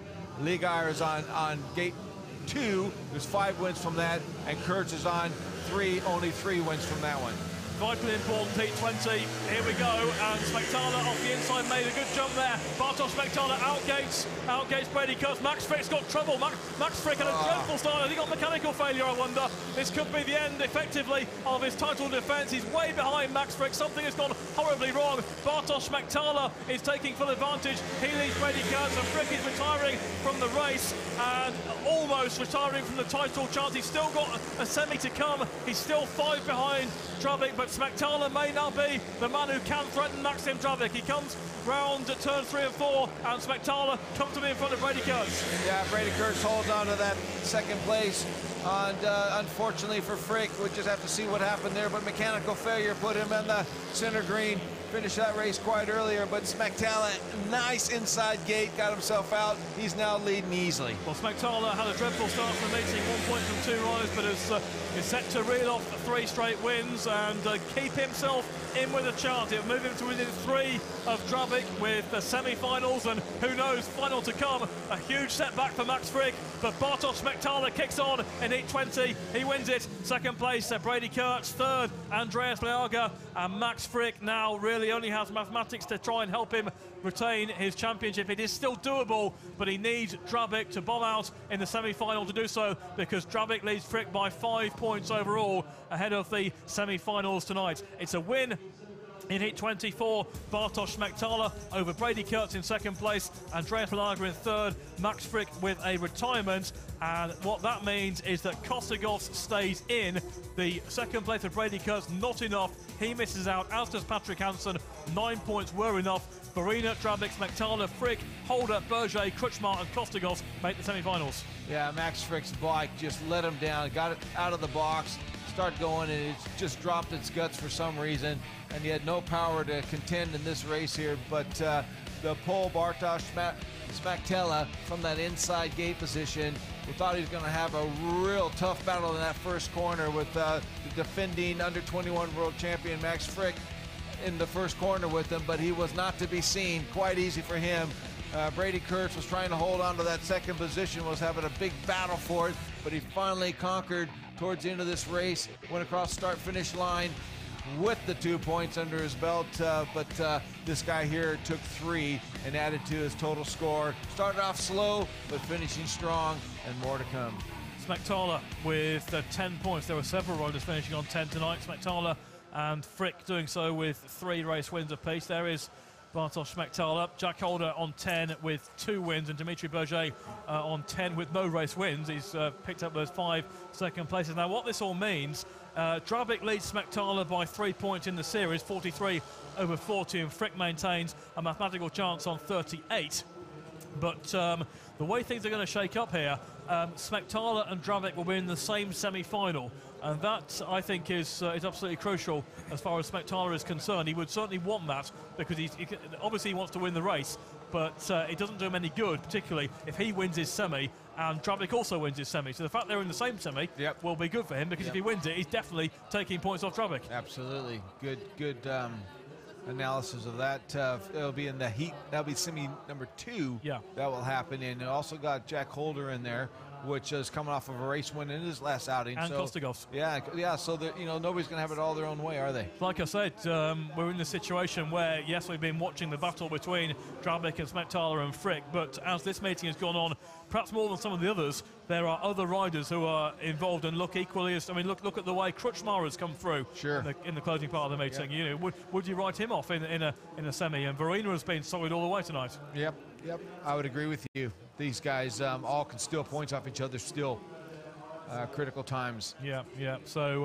So missing out Patrick Hansen, who rode well in the early stages, as did Lucas Fienhager. He misses out too. Brady Kurtz will rue the mistake he made when he the mistake at the start in his first ride, and then his second ride when he went wide off the fourth bend. That's cost him a place in the semi, although he may maintain fourth overall. That will depend on what the likes of Verena and Holder do in the semis and or the final.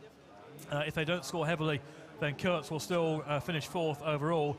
But we know the top 3 is going to be Drabic, Smektala and Frick in whichever order. Yeah. Frick, with 5 points behind, needs a miracle. He needs to win his semi and the final, and hope that it all goes wrong for Drabic and Smektala in the second semi-final for him to hit back. That mechanical failure was a nightmare for him. Yeah, you can only hope that something will change from Max Frick's position. But to be fair, Maxime Drabic really has earned his position, I would say, with 43 points, 3 over Bartosz Smektala, even though Smektala's been quite consistent every round, but he's always had a bit of a bad race, hasn't he, at one point or another? And of course, bear in mind that if Drabic is 3 in front of Smektala, so if Drabic beats Smektala in the semi-final, then that's going to be job done, isn't it? Yeah. And if it's for third place, then Frick could still tie. But for example, if Drabic wins the semi-final and Smektala is second, then that'll be job done for Drabic, because it'll be 4 in front of him with only 1 race to go. Yep.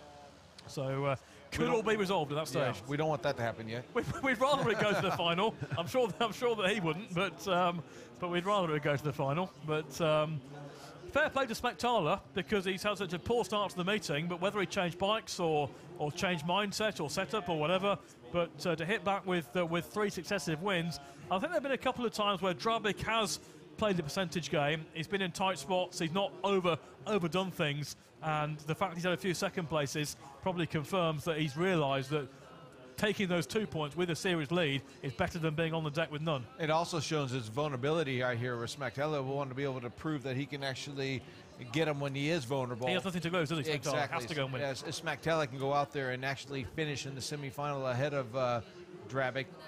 Will definitely bring it down to the big final for sure. And I would say Smektala would be thinking that he can do that. Yeah, absolutely. Yeah, for sure. That's what you got to be doing. But Drabic will have first gate position. Yep. Pick when it comes to picking the gates for that semi-final number 2. And, would he take the inside? I would say possibly. Yeah, I mean, the outside is the one that's had the wins, but do you early on, yeah. The first 4 wins were from the gate 4, and the track was still yet to settle. But gate 1 has come hard back. It's got 5 wins, as so does gate 2's got 5 wins. So they're equal when it comes to the stats. We know that those stats don't sometimes mean the true story, because certain riders are going to be in certain gates and win races no matter what. But in the cases that the stats say, 5 wins from gate 1, 5 from gate 2, 3 from gate 3, and 7 from the outside, and 4 of those were the first 4 races of tonight's event. But actually, if you look at the point scoring from the gates, and thanks as always to Candysoft for supplying this information to us, because we've plugged the numbers in and Nick plugs the numbers out.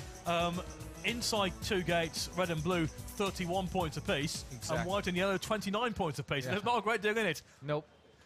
We're about to see some gate picks here, I think. And I think that's the shape of the track, is it really? There's Verena picking the inside. Yeah. Okay. Verena picks the inside. Frick picks gate 2. There's Dimitri Berger picking gate 3, and there's Edward Krutschmar picking the outside. So that's goes red, blue, white, yellow for the first semi-final in terms of the picks. Verena going for the inside gate. So that's really confirmation of what we were talking about here. I think the outside was good early on, but the inside, let's see if Drabic takes the same approach for the second semi-final. Now, just to give everybody the heads up here a little bit, they've gone out there and graded the track, and they have put some water down, but only slightly, just a little bit compared to what I've seen earlier.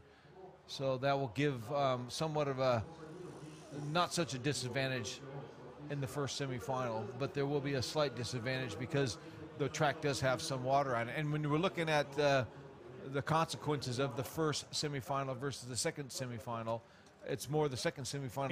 He's gone blue. Drabic goes blue. So Smektala will go red.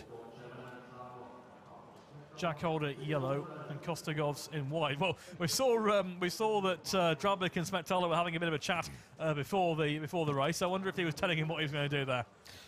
I think the options that the rider has coming from gate 2 just gives him a little bit broader view of the first corner. The guy on the inside will come out of the start, and if he feels he's under pressure, he'll lean to the right a little bit to kind of slow down the guy in gate 2, then tends to pass the corner up.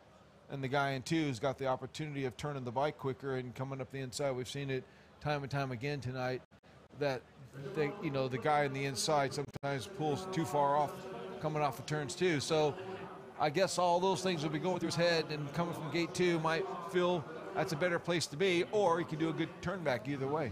Gives him options. It does. Options, and he's trying to protect that lead he's got of 3 points. And if he doesn't lose, if he gets a second, he's dropped a point. He doesn't want to do that. Absolutely. And we know that the title can be decided in that second semi-final. Max Frick, all he can try and do is win his first semi-final up against Verena, Berger and Krutschmar, but Frick is 5 points behind Drabic at this stage, so unlikely to really be able to feature at the top. We'll see. Strange things can happen, and you never know. The two poles might get in each other's way in the semi-final, in their semi, and miss out completely, and that could yet open the door. We'll have to wait and see. Yeah, it'd be interesting to know what happened to Max Frick's bike. What was the deal there? Because if he's had to go on to a different bike now, maybe fresh bike, he'll have that to contend with as well. There's the standings as things stand. 43, 40, 38 as we've been telling you.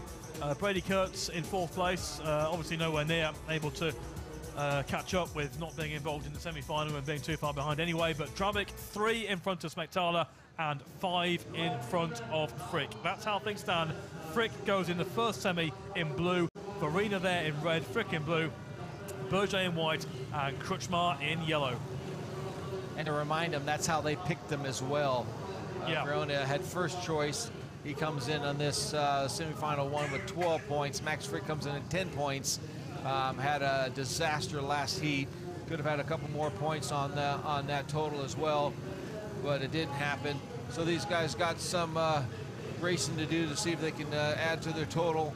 Only Max Fricks will be the one that could possibly make any difference overall. Yeah, Frick needs to make the final to have any chance of retaining his trophy, and even then he'll need a lot to go his way in the next couple of races. But as I say, put yourself in there, you never know. Casper Verena off the inside, Max Frick gate 2, Dimitri Berger gate 3, Edouard Krutschmar off the outside gate, and he had to take the outside. That was what he was left with, and he has won his last 2 rides in the meeting. So I suppose you could say he's been judging the track condition, the track change as it's gone on, better than some others. No doubt about that. The points prove that. And Max Frick working very hard on gate 2 at the moment. Max Frick currently off his bike, looking for a decent start there off gate 2. As the boys in the second semi are watching on. A lot of tension. You mentioned the tension before the meeting in the pit, Sam, and then we're now getting to decision time, and I think everyone knows what the second semi could bring. But that man in blue there, Max Frick, is still trying to battle on right to the end. Remember, the top 2 here go through to the final, and the points count towards the series as well. Verena inside. Frick, gate 2, Berger, gate 3, Krujmar outside. The first semi-final here in Pardubice gets underway, and Dimitri Berger with a flyer of start, which is allowed to continue. Farina moves him aside on the first turn. Through goes Max Frick as well. It's Farina from Frick, and Berger has made a flying start, but it's very rapidly reversed to the back as Krujmar goes through into third place. So Casper Farina out in front, and his fellow Poles will be happy enough with that. Max Frick in second place, Krujmar third, Berger at the back. It looks like Max Frick here may go through with Farina, although Dimitri Berger trying to get back around the outside. Yeah, pretty much as to come out of the start there, I would say Farina was making sure that he wasn't going to let that gate 1 disappear from him. Got the 3 points out in front of Frick. Frick's now starting to weigh up the track a little bit. I say that water, it's only a little bit of water, is definitely playing its part, though. Dimitri Berger now trying to get back down the inside of Krujmar, which he does with a very forceful move down the inside. We've not seen too much contact now. There's been lots of close racing, fair racing, and back on the inside, Krujmar once more. They're battling for third place, but as things sound, it's Farina and Frick who are going through. Berger has the third place with Krujmar at the back. Disappointment for the home crowd here, who their man will miss out. But Casper Farina, can he win here in Pardubice? Well, he wins the semi-final. Farina over Frick. Third place is Berger and Krujmar at the back. So Farina and Frick proceed into tonight's grand final. Frick moves on to 40 points. He's 3 behind Drabik. So if Drabik doesn't score in the semi-final coming up, then Frick still has a chance. So that's the only chance he's got. He's 3 behind at this stage. And Farina moves on to 31 and could yet snatch 4th overall off Brady Kurtz. It's all about ifs now, isn't it? Yeah, well, it's if this second semi-final. Yeah, that's it. Yeah. So we just leave that one alone for a second there. A good ride for Farina, though, to get himself into position. 12 points coming into this semi-final 1. First pick, takes gate 1. He made a decent start. I would say that the Frenchman, though, did a better one from that gate number 3 there. Gets himself in there, but just passes the corner up. Leaves the opportunity for the Australian Frick to come up the inside there, and I think they just settled down at this point there. The track probably having a little bit too much greasiness on it because they had to put a little bit of water down just to keep the dust down. The second semi-final will definitely be a much more performance one, I would say, but still a good result for Farina to be able to get himself in front from the start. A little bit of a tussle here for Krujmar to get into position there for slightly. It was almost going to take that third, but still decent race, semi-final. But we know the result of that one. Farina and Frick going through to the final now. So after Poznan, Gustro, and 21 races here in Pardubice, it could come down to the next race. The second semi-final, Bartosz Smektala off the inside. There is Maxim Drabik in blue off gate 2. Yevgenis Kostigov in white off gate 3. Jack Holder in yellow off the outside. Now, if Drabik scores here, he will ensure that Frick cannot catch him.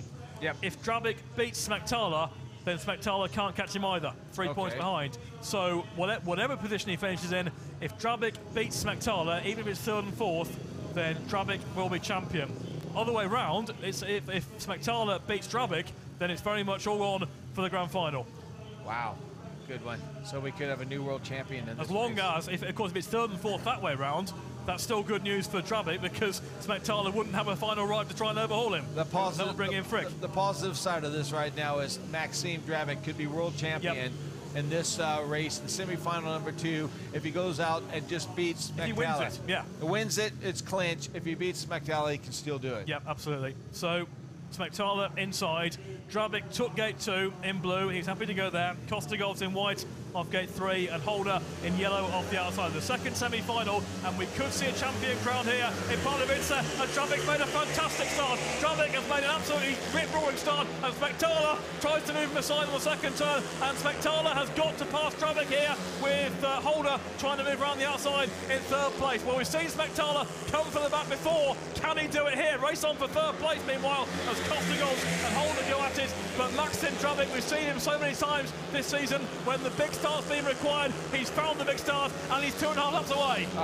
Fabulous start from Drabik. When it counted, he made the start. He's going to be under pressure. He's going to be listening to his bike go around this racetrack. 391 meters. Mechanically is the only thing that can stop him right now, unless Smektala can pull off the move of the night, and I think he's running out of time. Well, Smektala has switched to attack. He's trying to go wide on bends 3 and 4, trying to find more speed. I don't think that really worked, and Drabik pulled clear on turn 3 and 4 for the third time, and Maxim Drabik is en route to glory in the World U21 Championship. He's leading Smektala. They'll both make the final, but Drabik will hold a 4-point advantage, which cannot be turned round, and Maxim Drabik comes off the final bend, and Maxim Drabik is champion in 2017. He beats Smektala in the semi-final, and Maxim Drabik, after scoring 21 points in the first round in Poznan, then a big crash in Gustro, but he's come back from injury, and he's hit back and made the final here and beaten Smektala, and it's celebrations for Maxim Drabik in 2017. What a fantastic achievement by Drabik. Smektala has fought all the way, but when the start was required, it was the start by Maxim Drabik in the semi-final. No doubt about it. His pit crew are down there to congratulate him. He kept his composure right to the end. Come off that big crash in Gustro. There's his father right there. Just keeping a cool, as he's been doing the whole series. I talked to him when we were in Poznan and barely could crack a smile. The pressure was so immense to them to go out there and do the business.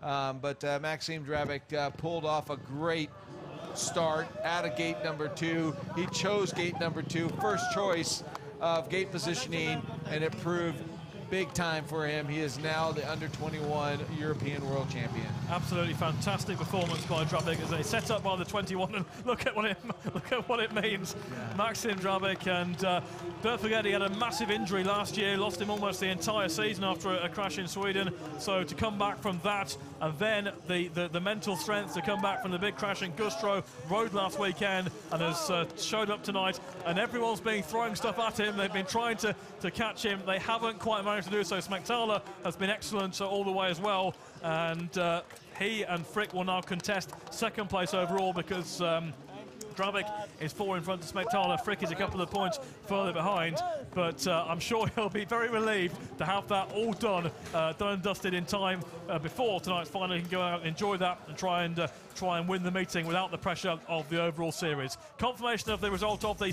second semi-final: Maxim Drabik the winner and the champion in 2017, Bartosz Smektala second, and Jack Holder third. And we'll see, I'm sure, very shortly, a replay of that start, which was a fantastic start from gate 2. Yeah, if Smektala could have just made the start here, we'd have been 1 point off of keeping his consistency when it comes to scoring over the rounds. He's 15 points in his first one, 15 in his second one, and this one here, he's going to end up only scoring 13 points after the result of this one. But it was all about Maxim Drabik. Makes the start of his life. A world championship was on that start, and he pulled it off. He's been riding well. Started off the series unbeaten at Poznan, 21 points. Comes out here with that 1-3-3 on the back out of the start. Gate number 2, his choice. Makes the start of the night. Gets himself out in front and clinches the world championships. He goes through to the final on the night, along with Smektala from that race, and Verena and Frick in there too. But there is the confirmation of the standings as we have them. Drabik with 46 now, cannot be caught. Smektala 42, Frick 40, so they could still contest second overall. And then Verena could overhaul Kurtz for fourth. A good finish by Verena, because remember the trouble he had in Poznan with first bend crashes, where he crashed with the Lambert, then he parked himself on top of the fence on the second bend. So Verena has come back strongly. He also made the final in Gustro, so he's done well, and Holder edges out Lambert in the race for the top 6. Lambert finishes 7th on 27, and Berger and Liaga tied for 8th on 25. So here are the gate picks for the final. Casper Verena picks red, inside gate for Verena. There is a very, very happy Maxim Drabik. Max Frick there takes white, and Bartosz Smektala ends up with yellow there in the grand final. So Verena will be fancying his chances, and here we have a grand final again with 3 Polish riders, and I suppose it's no great surprise. They are the world under-21 team champions, so they've got such a strong quartet. When you look at tonight, Dominic Kubera has not had a good night by his standards, but 3 of these 4 poles up at the front again, and they are quite clearly the dominant force at this level. Yeah. At the top level as well. Yeah, they just keep proving it time and time again that how they're kind of grounding, I would say, with their tracks and availability and Poland. They're all the shape and the big tracks that they are. The opportunity that they have to be on those racetracks are just working out in their favor. They keep breeding success.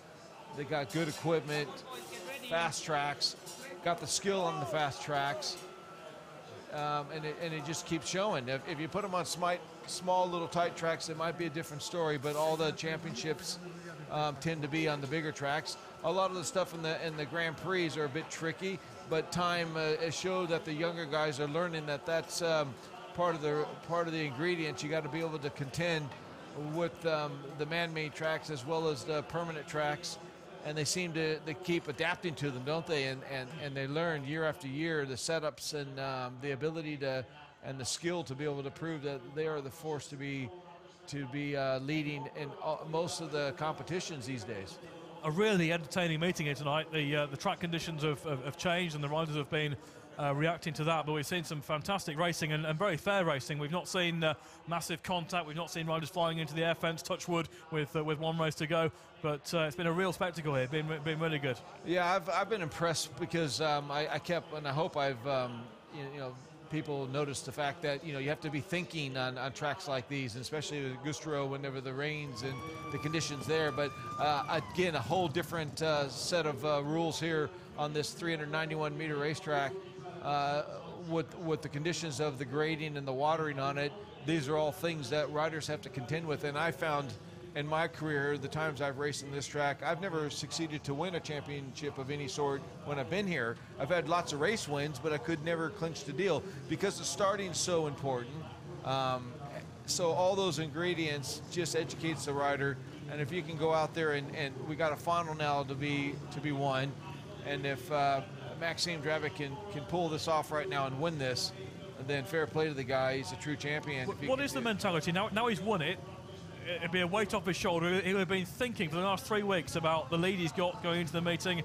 That's now all been dealt with. So how do you approach this final now? There's no pressure. Just enjoy it. Well, I think you would. Everybody's different, and I would say that you would think he'd want to win it without any doubt about it. But there's 3 other guys that will want to win it as well.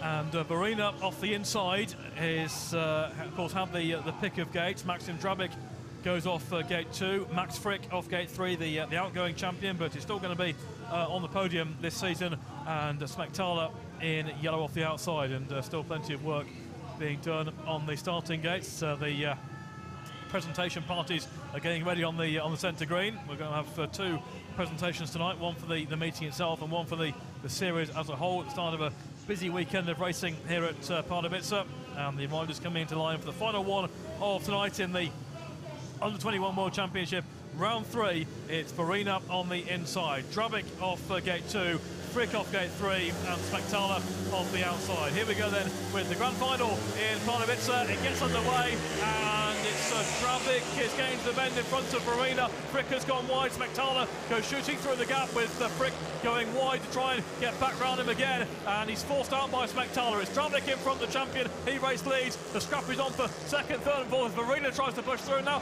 Smektala gets squeezed down. Frick goes through into second. If Frick does get second with Smektala at the back, there'll be an extra race here for a second place. Verena is in third, currently splitting them, and now can Smektala get back on Verena, who's trying to get past Frick. Great races, Sam. Absolutely. Well, they're actually a credit. Maxime Drabic wants to win everything, so he's out in front. He's already won the championship, and he made an awesome start to get himself out in front again. And Verena passes Max Frick, which is good news for Smektala. Frick will try and go back round the outside. If Verena gets the better of Frick, then Smektala is second overall. They're starting off up now, and Frick is losing out to Verena. Smektala can't quite land the challenging blow. Verena's thinking about threatening Drabic now as they go to the back straight for the final time. Max Maxim Drabic still with the lead. Verina in second, Frick in third. Smektala at the back. He's the champion and he's the winner here in Pardubice. Maxim Drabic wins it. Second place, Kasper Verina. Third place, Max Frick. And Bartosz Smektala at the back. Smektala will still finish second overall because Frick lost out there to Verina midway through that race. But Maxim Drabic, well, I said, how's he going to react to being the champion? Is the pressure going to be off, the weight off the shoulders? He made another great start. He won that final, and having won the final in Poznan, he's now won here in Pardubice. 2 meeting victories out of 3. A very worthy champion, Maxim Drabic. Really, really good result for the pole. 3 of the poles in this one going for it. 1 Australian. Max Frick couldn't pull off anything better than a 3rd place in there, but Maxim Drabic did it out of the start. What an awesome champion to be able to go out there and back it up. Immense pressure to do that. The question was asked whether or not he would have the right frame of mind, knowing that he's already clinched the title, what he can do, the result, this grand final. Well, this proves his point. Out of gate 2, makes the start, gets himself into the corner, clamps it down to the inside, puts his front wheel close to the inside curve. He really never looked back after this point. He just kept to the business point of things, just kept the bike in the right position all the way around this 391-meter racetrack of Pardubice, and he just kept it going. Here's another look at him getting into the first turn. Knew what he had to do. He wanted to win it, wanted to go away, winning the last race, the final of this meeting and this series as the under-21 world champion. Proved to everybody he deserves to be here. He's done it the easy way, if there ever was one, making the start and then going out there and never looking back. Big scrap on for the other places, and the outcome of all that is that Verina has now overhauled Brady Kurtz overall. So Verina finishes in 4th place on 33 points to Brady Kurtz's 32. Drabic has won the series by 7 overall from Smektala, with Frick in 3rd place, and they are Drabic is having his more celebrations down by the pits gate, and Smektala coming along too. And I think there's a decent friendly rivalry between Smektala and Drabic. They were up against each other in the Polish playoffs last weekend in the grand final, with Leszno winning, with Smektala in that team, Drabic for Wrocław. But Smektala, immediately after he'd won that meeting in Güstrow 3 weeks ago, his thoughts were with Drabic after the crash, and said, yes, I want to win this series, but I want to win it against Drabic. I want Drabic here in Pardubice when there was the injury question, and there you can see the 2 young Poles together. They are 1-2 in the series. And you got Raph there. That's Greg Hancock's chief mechanic, and they're helping out Smektala. So it's nice to see that they got some experienced guys in the pits as well, helping these young guys fulfill their dreams.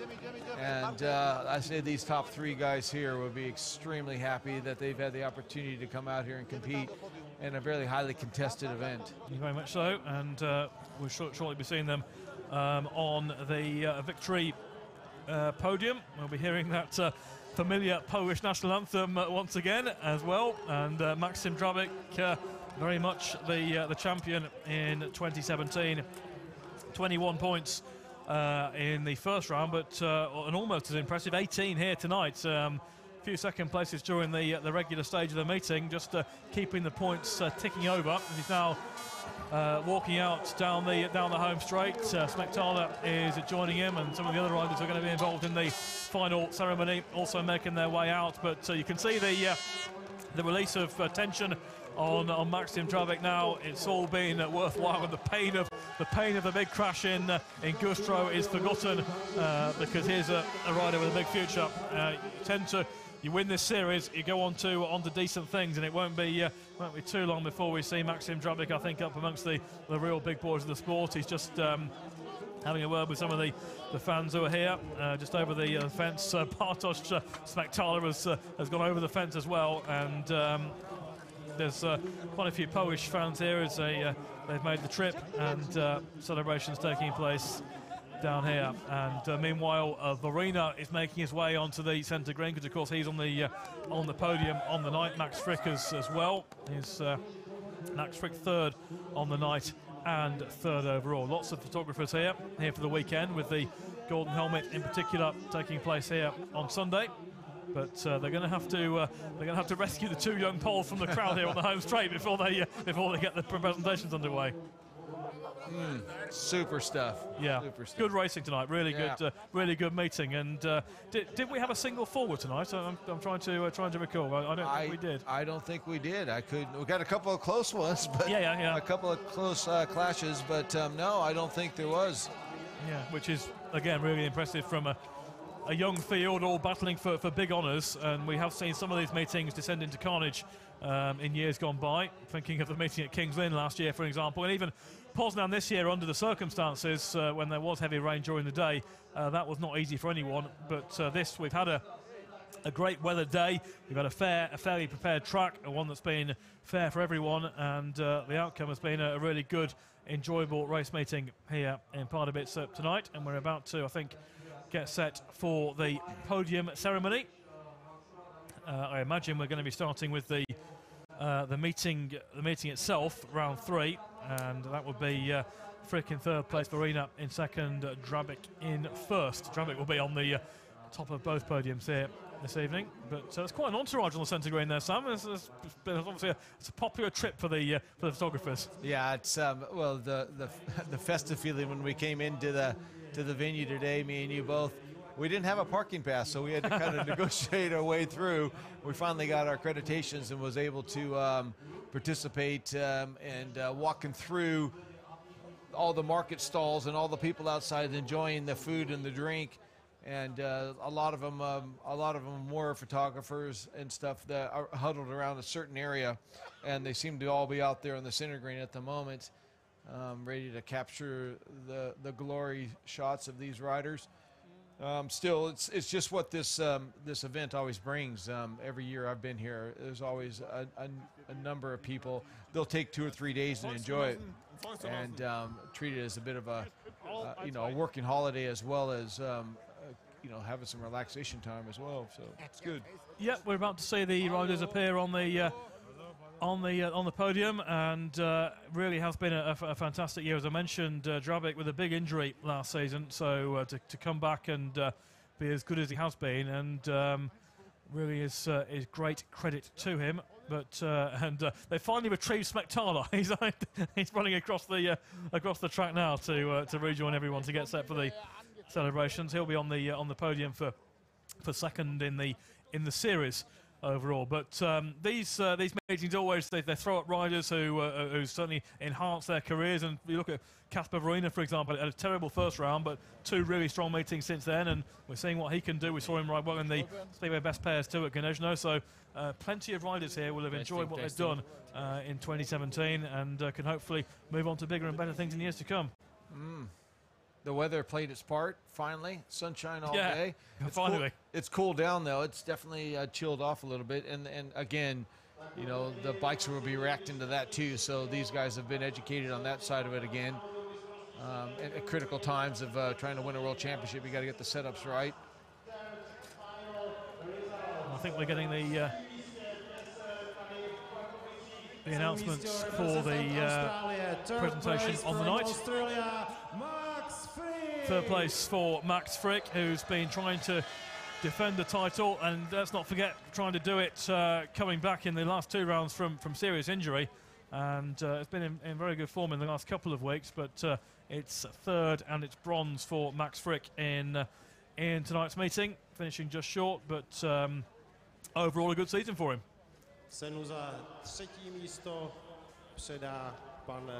Trophy presentation for the young Australian, who, as I mentioned, has been getting some Grand Prix experience in the last few weeks as a replacement rider. Here's Kasper Verena onto the podium in 2nd place on the night, his best of the season, but 2 really good meetings for him after a tough one in Poznan. And it'd be a bit frustrating for him that it's the one in his home country that he struggled in, but I think conditions did play a big part in that meeting. Always a celebratory scene.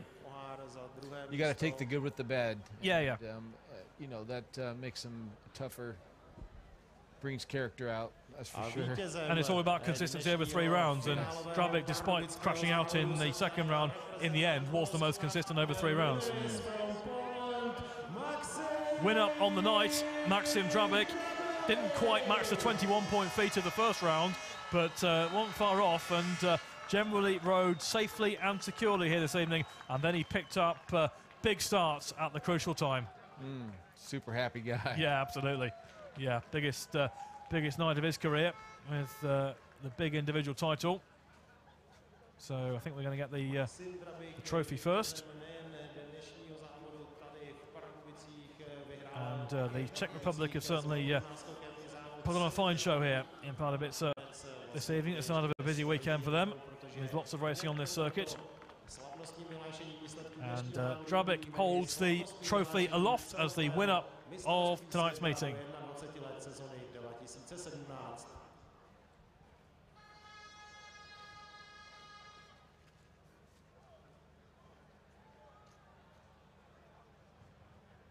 Top three with the further wreaths and awards. Clutch of Polish fans right in front of us here in the main grandstand, chanting his name, chanting for Drabik and Varina. Photographs being taken. I'm just waiting to find out if we're going to get the anthem here, or when we do the presentation. I think that might be when we get the overall presentation. So the top three leave the rostrum for the time being, although a couple of them are going to be back in a moment. And we will get the presentation for the top three in the series overall.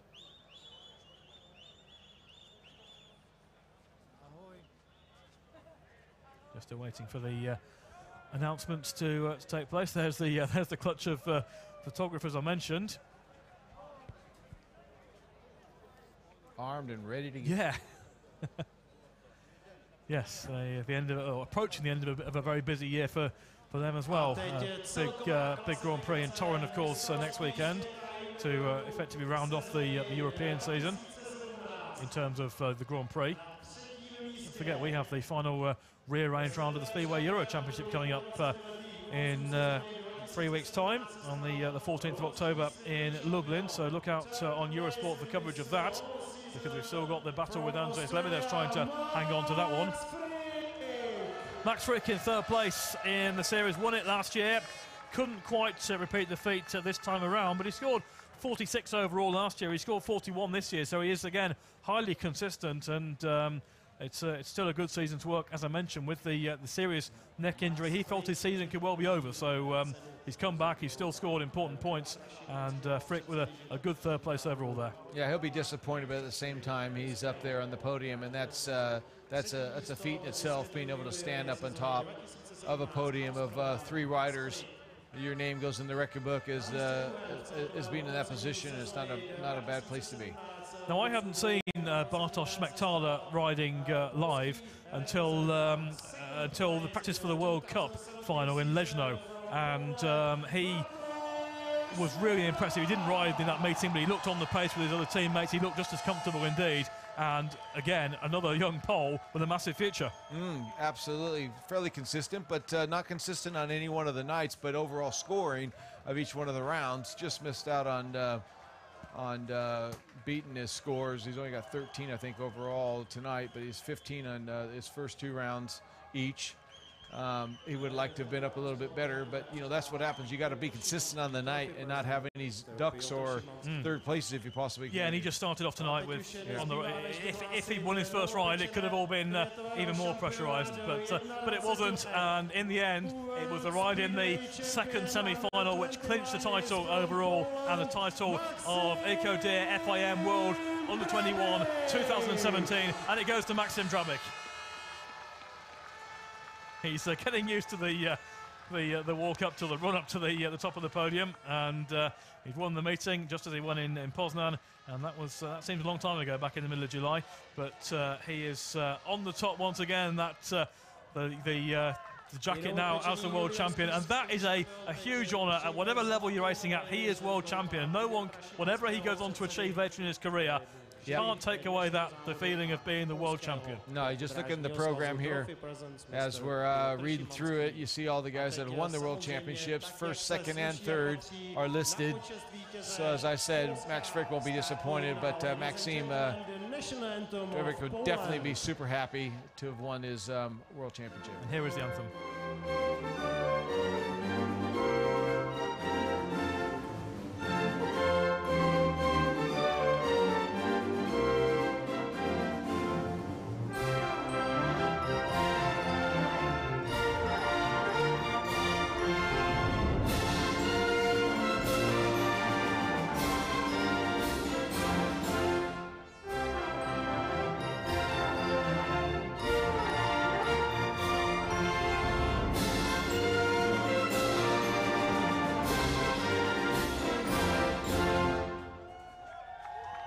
Polish anthem sounds out for Maxim Drabik, not only the winner on the night, but more importantly, the series champion, the world champion at under-21 level in 2017. Up on the podium with his Polish compatriot Bartosz Smektala and the outgoing champion Max Frick, all riders with big futures in the sport and getting major honours. Here is a trophy for Drabik, and that will be presented to him now.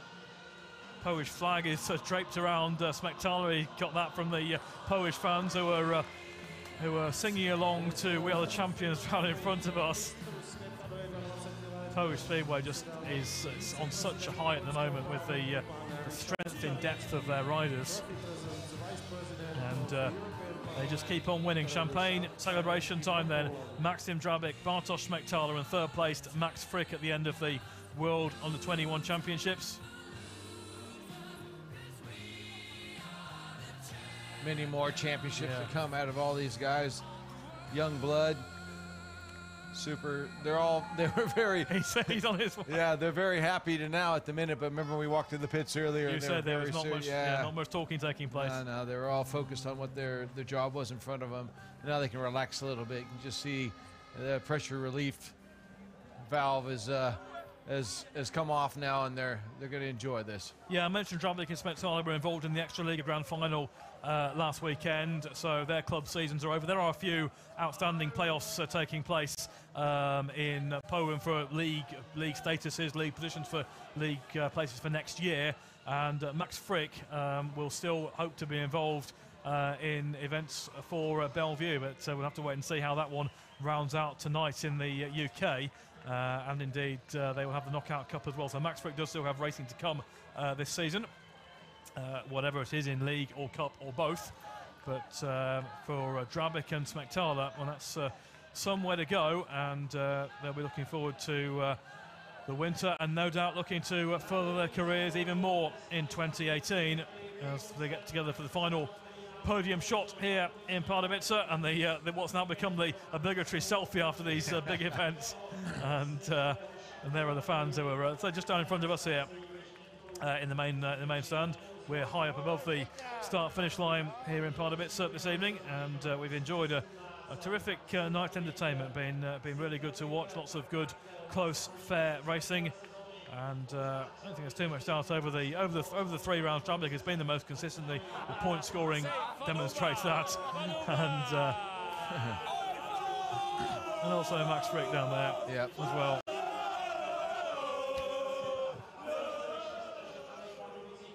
But Drabik with the additional photos being taken, and there's confirmation of how he did it. 49 points with Bartosz Smektala on 42, Max Frick on 41, and Borina does edge out Kurtz in the battle for fourth place, 33 over 32. So, Sam, thoroughly enjoyed it. What a good series it's been in the end. And certainly the last 2 rounds, Gustro in here, really entertaining. We're so glad we didn't have one sport weather today. The track was absolutely in good shape.